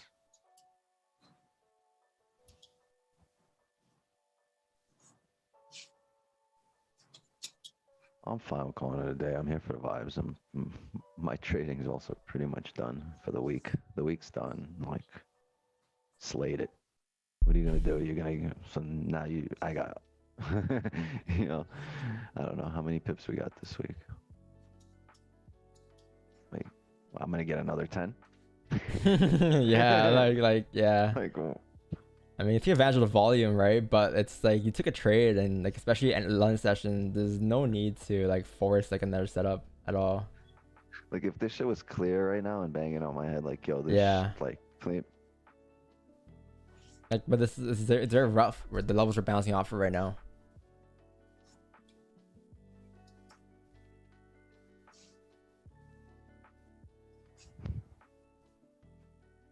Just gonna smoke this joint. So much better.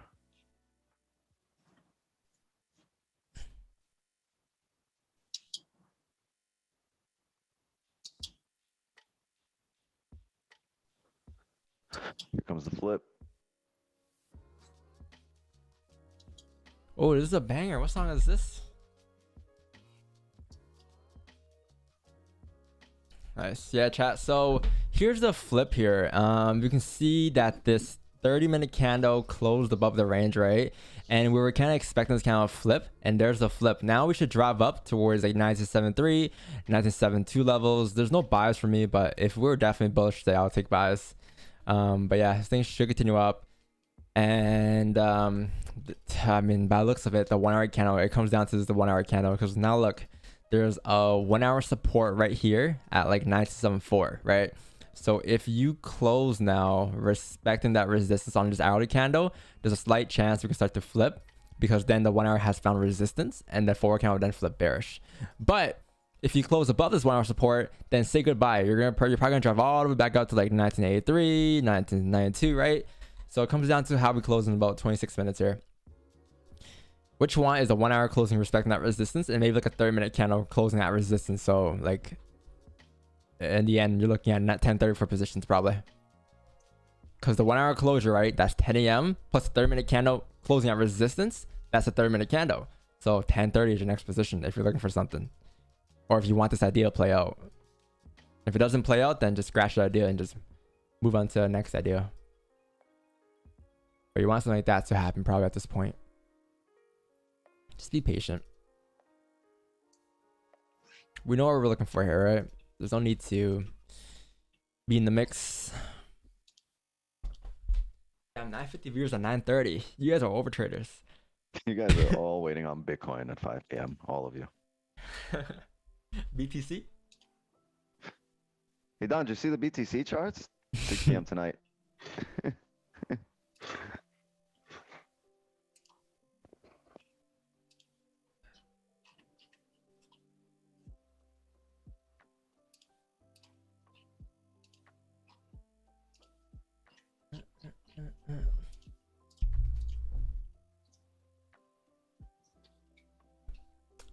Before the stream, I would be in a trade losing. Losing. You said losing, man, not losing. We have FOMC next week. Do you have FOMC next week, really? I thought it was... Oh, yeah, March 16, right? Yeah, March 16. Yeah, I remember that. March 16. You have FOMC. It should be interesting. I mean, CPI, how did numbers come out yesterday, right? Came out good? So they're expecting to... Oh, yeah, GBP interest rates on Thursday. And then on Wednesday, you have USD's FOMC. So we might do an FOMC stream on Tuesday. Maybe. Or Wednesday. 2 p.m. Wow, they're expecting to increase rates. Was last FOMC active? I think the last 2 times we've seen it, it wasn't active. January 26th. I think it was decent, but it wasn't the best. Where is that? I don't think it was anything. 26 at 2 p.m. That is around... No, it was active. It was pretty active. It came down, FOMC. Came down... What time? No, 100 pips. 100 pips. No, that's 2 p.m. 2 p.m.? Yeah, FOMC. It was at 2 p.m. Was it the last folder? Yeah, right. It was, yeah, January and December. Huh. Interesting. Yeah, very, very interesting. But I mean, hey, we're moving like 100 pips per day, per candle at this point. So per candle, yeah. what's FOMC we're gonna do? Yeah, peace out, King Visions. Take it easy, man. Yeah, what's really gonna do? Right? 8 a.m. was a 200 pip candle. Is your course for beginners? Yes.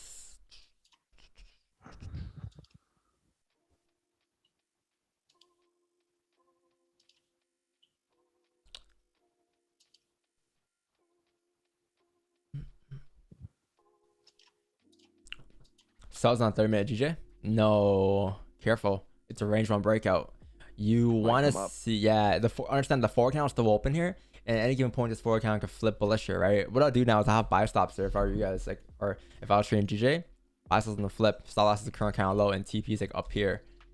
So, I mean, how big are stops on GJ on a 4 candle? Like 30 pips, TP's up here for like 45 pips. If I was trading GJ, that's what I'll do. And if you break the lows, then cancel buy stops and no buys. Sells for me though will be like maybe range 2 breakout. So that's gonna be maybe below the support down here. GJ sells for me would be below 152, 555. If you break below there, I'll take it coming down towards next support. But no, I'm not really interested in the sells right now at all. It'd just be a fake out, right? Can be, not will be, can be.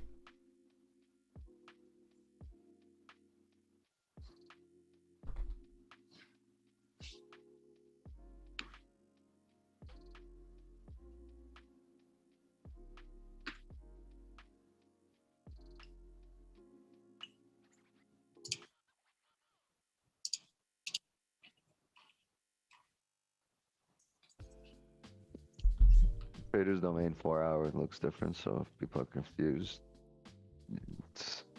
you were like, is that a bad entry? He's basing it off trading the chart. Oh yeah, 4 candle 1. Let's see my TD account. Has no top wick. So what's it gonna do? Give me that top wick probably on Traders domain, right? 4 count never closed below. It never closed below on TD.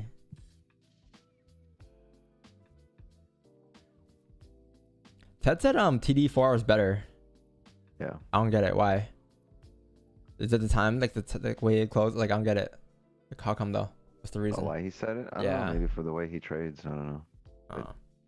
I tend to look at the trader's domain hourly and 4 hour, but then I'll try to kind of see how trading view is looking or OND is looking based on the hourly on the trader's domain, if that makes sense. Like I tend to pay attention to what the trading view would look like in my head than what trader's domain is saying on the 4 hour.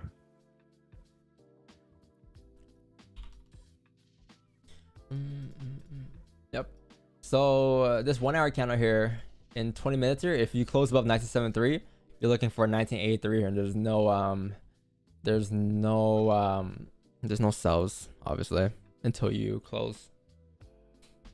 I mean, look at the forward candle. You can drive up and still flip, right? But hey, for all we know, man, the highs at 1993. We can drive up to 1992 and flip.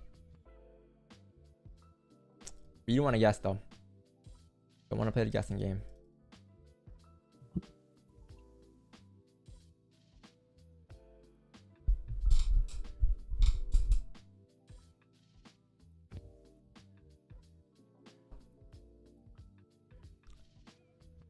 Should we call it a day if it breaks the 1 hour highs?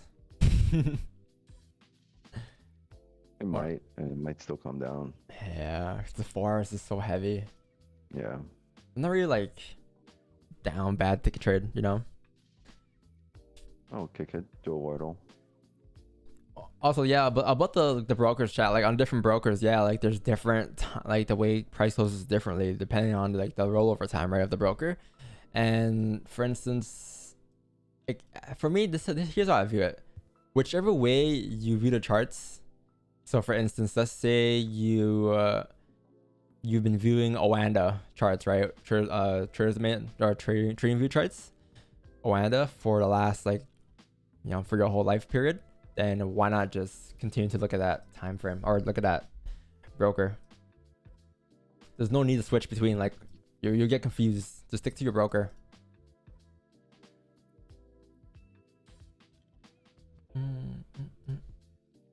If you use tourism in, then use tourism in to look at charts, right? Don't need to change it up. If I were to change it up, it would be a lot different.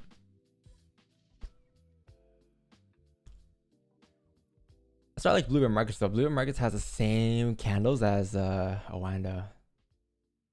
Same rollover time, 5 p.m.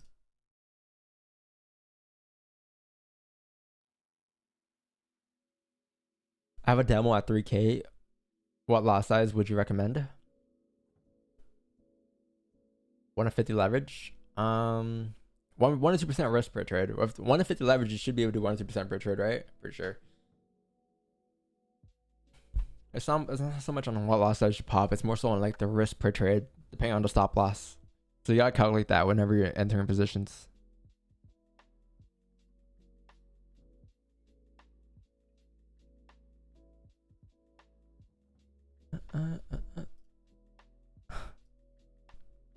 Why did you choose Blueberry Markets? I'm not affiliated or anything. It's just they remind me of Vantage FX, my old broker in Canada.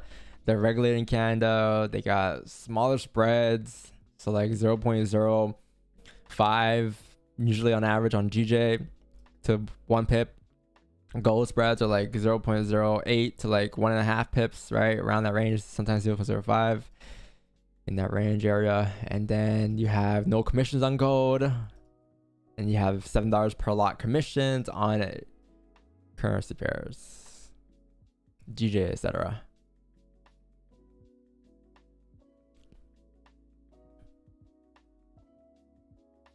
Yeah, it really comes down to this hourly count here. How are we gonna close there? Looking good though. Looking good. If we pull back here the last 15 and we pull back enough to stay below that resistance, the next 1 hour count should reject after you get 10:30 closure. Because of Gary Vee. So now you see how you had, at this point, it would be a fake out on a smaller time frame also. If you drop to the 5, it closed above. Oh yeah. And it would close below. So fake out on the smaller time frame is just hold of support. I mean, a hold of resistance on the higher time frame. And you can kind of start making the story from there. That if we see the next 5 break the current 5, and then we see the 15 flip, and you know, you'll see the 30 close bear, the hourly will close respecting resistance.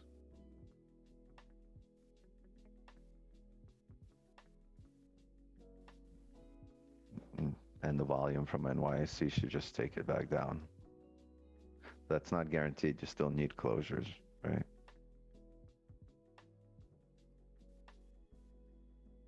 Still want to see probably the next 15 close bear.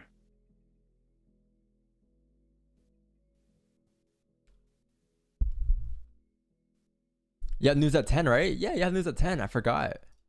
You have news. Yeah, you have what do you call it? I haven't done my due diligence. I haven't checked. Yeah, well, I don't know how. You have Oh yeah, somebody mentioned it earlier. That's right. But yeah, prelim. I said it earlier this morning. I kind of forgot though, because at 10, it was kind of later in the day. Oh, we're looking good here. Starting to reject. Okay. Okay. If we can close below 1968, that's not bad. It's not bad. Oh, huge rejection on the 30-minute time frame. yeah, if it closes below that 30 level, small time frame fake out, higher time frame, hold the resistance.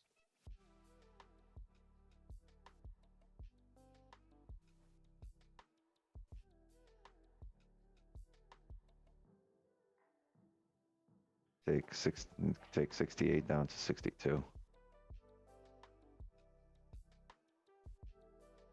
All the buyers, whoever took buys like down here, yeah, should have just took partials up here. It's like you gotta break that 1 hour high and you gotta wait to see this 1 hour close to continue pushing up. So take partials there and maybe like add more positions if you like for those cowboys took buys, right?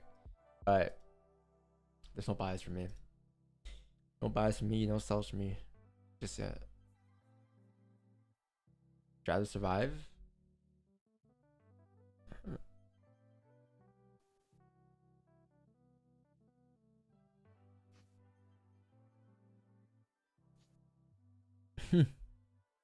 What's Ethereum at right now?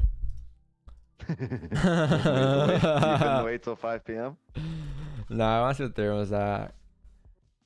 Cause like, if I'm not wrong, the weekly was or the monthly was starting to flip, but we got 20 days left. It's kind of like a fake on the monthly to push up like, to 3.5. I can also see rejecting this resistance to drive down. It's gonna be interesting what Ethereum does there. But price action shows this resistance, support. This is a range you're in. Once you break out, you should continue up. Tap the top of the range.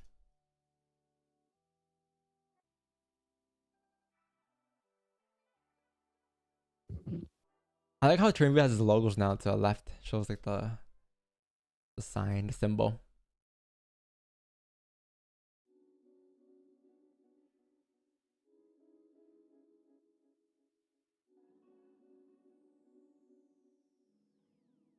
Done a crypto guru.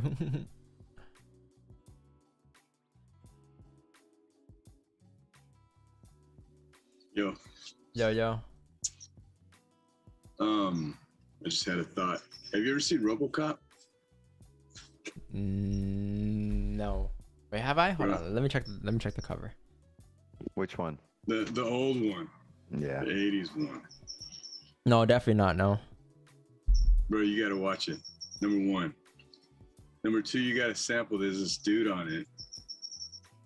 He says he's like a salesman. He's on a commercial and he says, "I'll buy that for $1."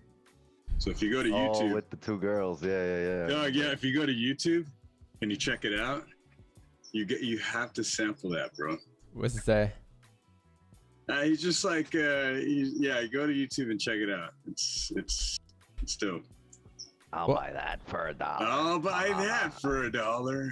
It's just really, it's like a classic quote, you know. It's hilarious, man. It's a staple, 80s staple. Yeah. Oh, I think I've seen this.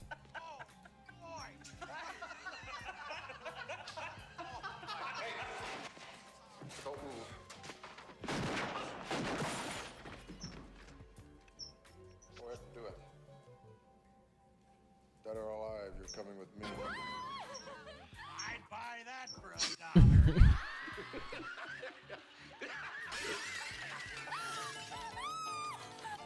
Is that it? That's it, bro.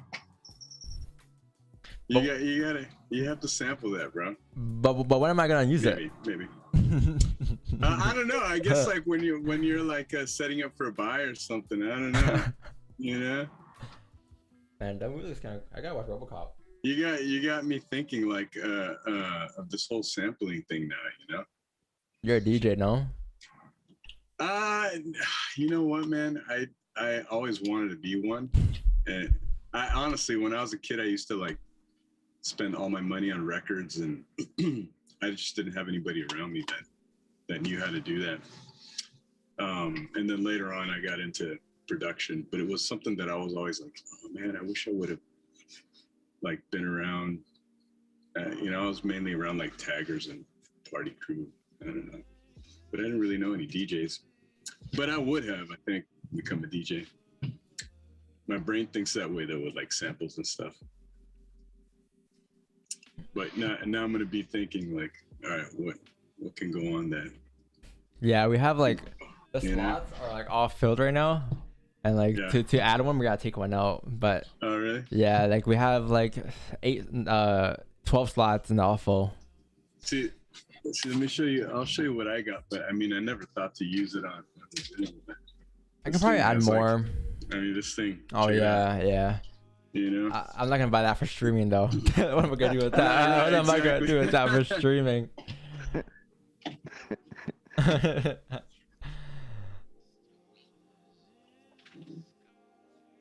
Yeah, just that whole DJ culture with the samples, you know, is just so fascinating to me.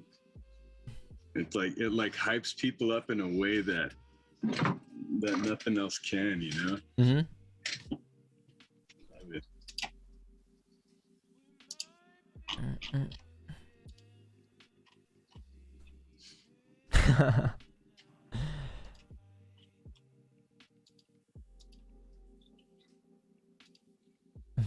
Why 5 p.m.? Yeah, for crypto. For crypto. People with your crypto, not me. I don't get crypto. Like, what's the point of intraday trading? I mean, just buy and hold.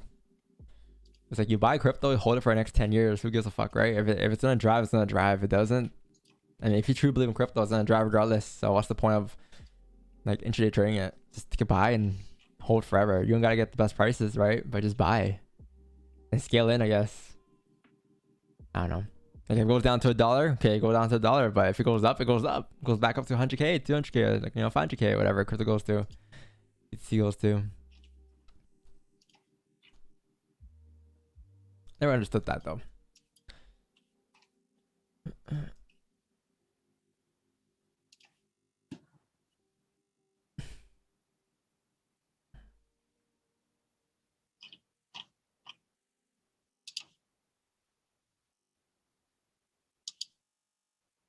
I guess so. Gold. Yeah, I guess so. Like, I guess we are like, yeah, we scalp gold. I guess so. Yeah. Wordo? Yeah, maybe Wordo and dip here, chat, because I don't think we're getting positions, and I don't think I'm gonna stay till 10:30 to be honest with you guys. Like this 1 hour candle closes above, I'm off the stream. I'll see gold go up to 1983. I won't take any buys. I'm just gonna call it a day and move on to the next week. Move on to Sunday, Monday. Should be a great weekend. Great week.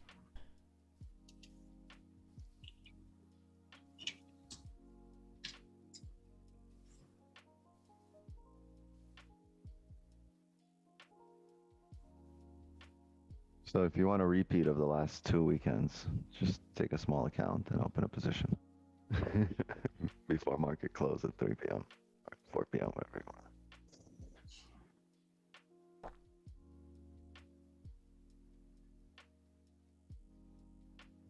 What do you guys gonna do today, chat? What do you guys gonna do tonight after the stream? What's your plans for the weekend or Friday?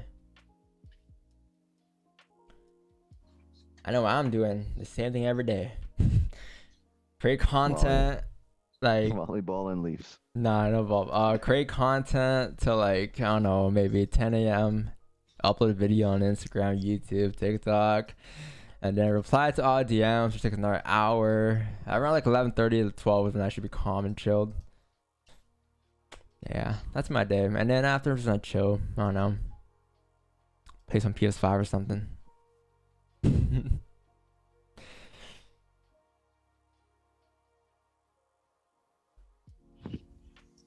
We do like a Sabbath thing, my family and I.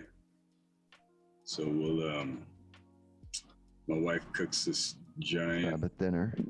like a Sabbath dinner. No, she's not Jewish. We're not Jewish, but we just wanted to like I think being in LA forever, moving here, we're like we gotta learn to take an intentional day off every week, and like just stop everything. So she'll cook this giant dinner, and it's a little like a weekly holiday. It's a trip, and then but the highlight of it is she'll make a giant pizookie, just like this giant cookie in a cast iron skillet, and then throw some ice cream on top of it, and just throw out some spoons, and we all I got go for it. diabetes from listening to that. Oh yeah. Oh no, we don't. We eat really like we eat really clean. Like we don't really have sugar around, or like we eat a lot of organic and a lot of low carb. A lot of veggies, that kind of thing. So, but we do cheat. We cheat on Friday nights. We'll just go for it.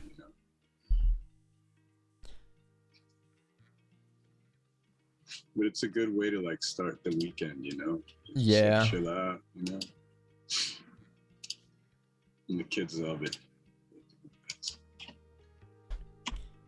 How long have I been trading? 3 years. Started late 2018. Yeah.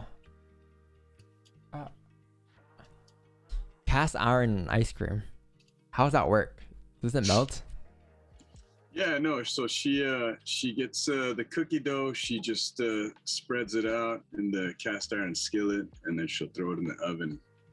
And she'll take it out right before she serves us dinner, or right after she serves us dinner. She just lets it cool down a bit. And then, yeah, she'll just scoop like 3 or 4 giant scoops of ice cream, and just, it is cooled down a bit by that point, but it's still kind of warm. Oh, it's like I've had something similar. It's like it's called like yeah, it's like a chocolate chip cookie with ice cream on top. It's like yeah. Right, I have right. that. I've had that. It's amazing. So it's kind of become a little bit of a tradition. Ice cream and chocolate. Yeah, bro. It's amazing. But yeah, no, it is for sure. Sometimes the following morning I feel a little hungover from it, but it's good. Yeah.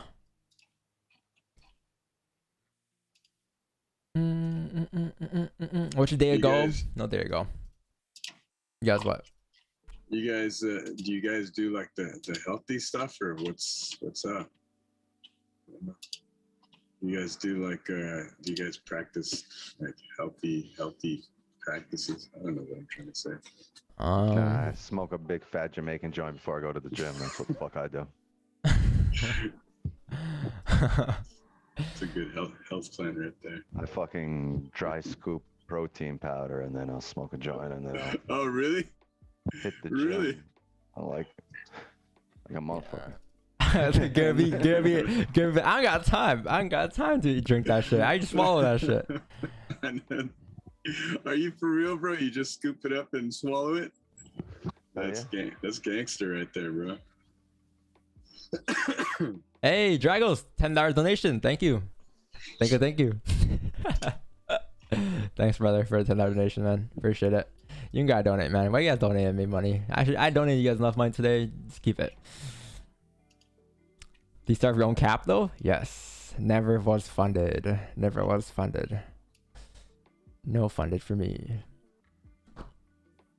Just kind of grow, just kind of build. You can't get lucky. No, I don't want to say lucky from the start, but you can't just that first like initial hit. 1 minute here, guys. 1 minute here to see if we're gonna do anything here. How long does it take to become a consistent profit trader? It depends on your learning skills. If you're a quick learner, then it'll be quicker than usual. But if you don't adapt pretty easily, then it might take you some time.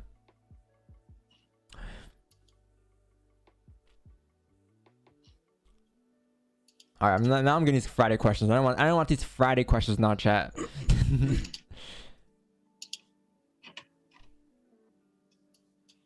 All right, 9 seconds here.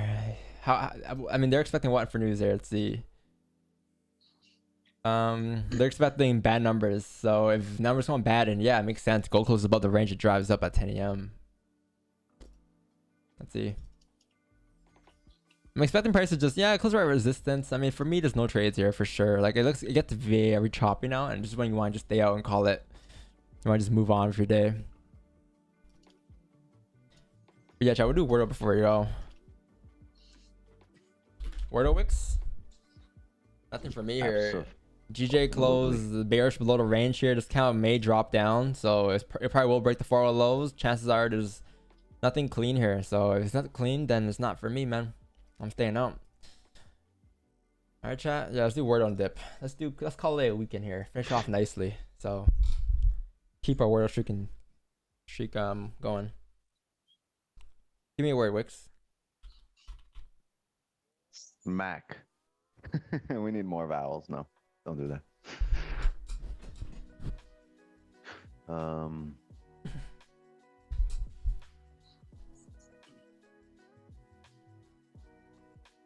Drink.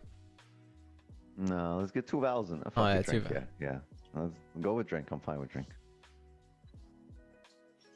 All right, that's the last time we listen to yo ass. Let's go with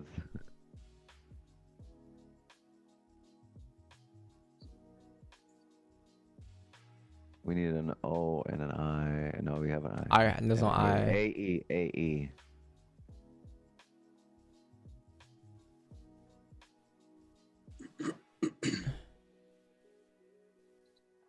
Let's go with Patty.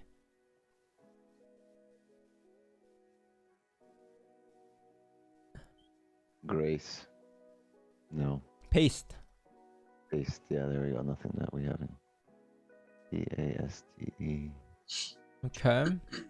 That's good. Taxes. No E. No S. I know.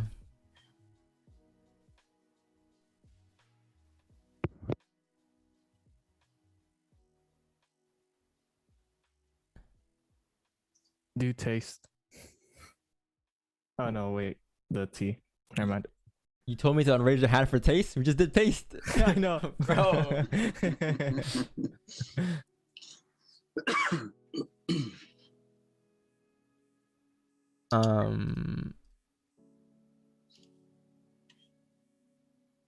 Taboo. 2 O's. TABO. Yeah. Is it or is it two B's? Nah. Stable. Tattoo. Oh no, E. No.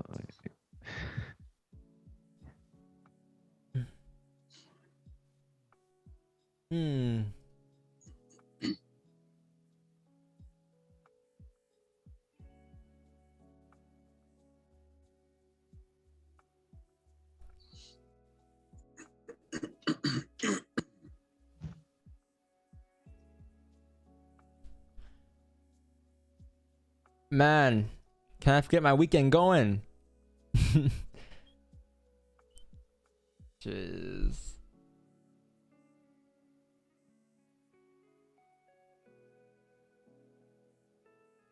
My brain's dead right now, man. Tattoo, right? Fuck it. Tattoo 6 letters. Oh yeah, it is that. 2 T's.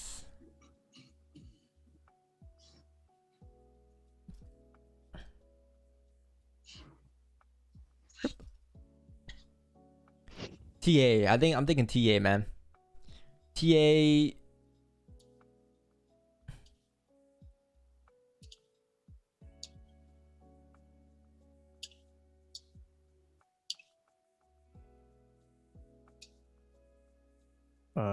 Gamer? No, no E. Yeah. No A.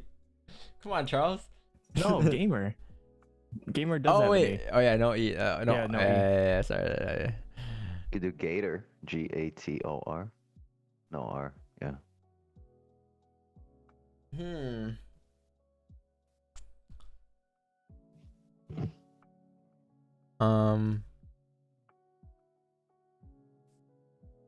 Oh no, it can't be Favor? No, I can't. No R, right?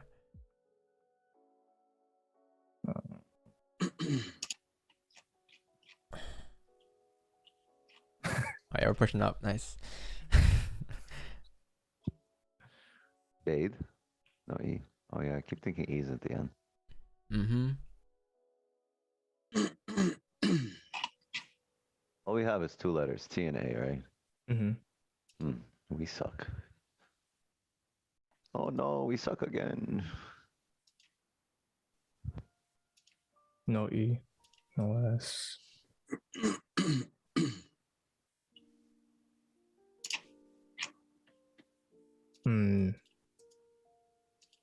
I was about to say Jacks, but no S.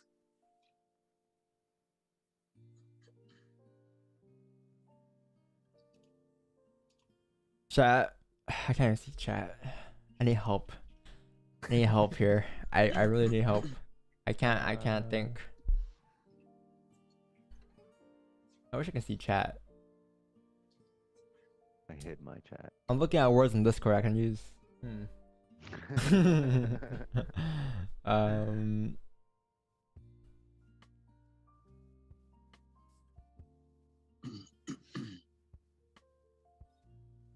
Awful.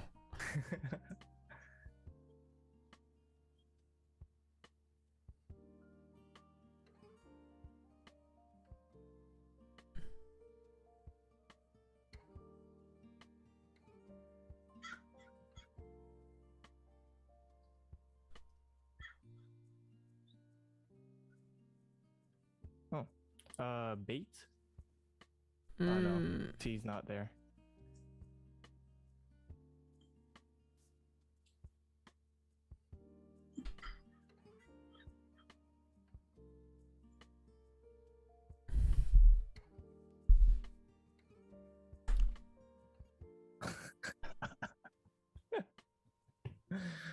This one's hard.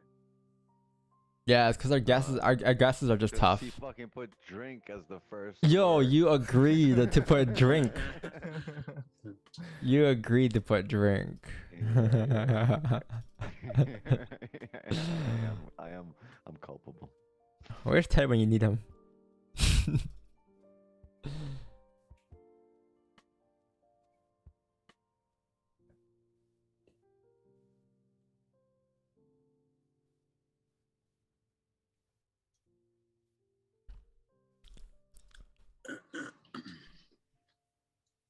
Jeez. Ooh, batch. BATCH. There you go. Oh. Good stuff, Wix. Okay, it's easy now. It's gonna be watch. Yeah. Watch. Or yeah, it's gotta be watch. Match. There, watch. Let's go. There you go. Hey, that was so fuck simple. you, it was all mine. No, good. That was in the chat. That was in the You know chat. what it was? It's that guy that in Wheel of Fortune that gets everything, and the guy's like, "Yeah, I'd like to solve." After one letter. That was in the chat. Oh, chat. I mean, 100% win rate. Come on, man. Just like our monthly for GJ or for gold here. 8 win streak. You're not dead. Come on. Yeah, guys. Oh, have a good day, guys. I am going to call it a day. See you guys. Stick to green candles. Facts. Amazing trade. I'll see you guys Monday, right? Yeah. Have a great weekend. You guys took that W today. No need to force positions now, especially with the market, the way the markets look right now. Kind of chalked for both pairs. Or yeah, for gold at least. But yeah, chat. I will catch you guys tomorrow or Monday, 6:30 AM Eastern. Have a great day. Big dubs, fire week. Yeah, fire week, man. See you Monday. See you guys Monday, all right? Peace out, chat. Love you guys. Peace out.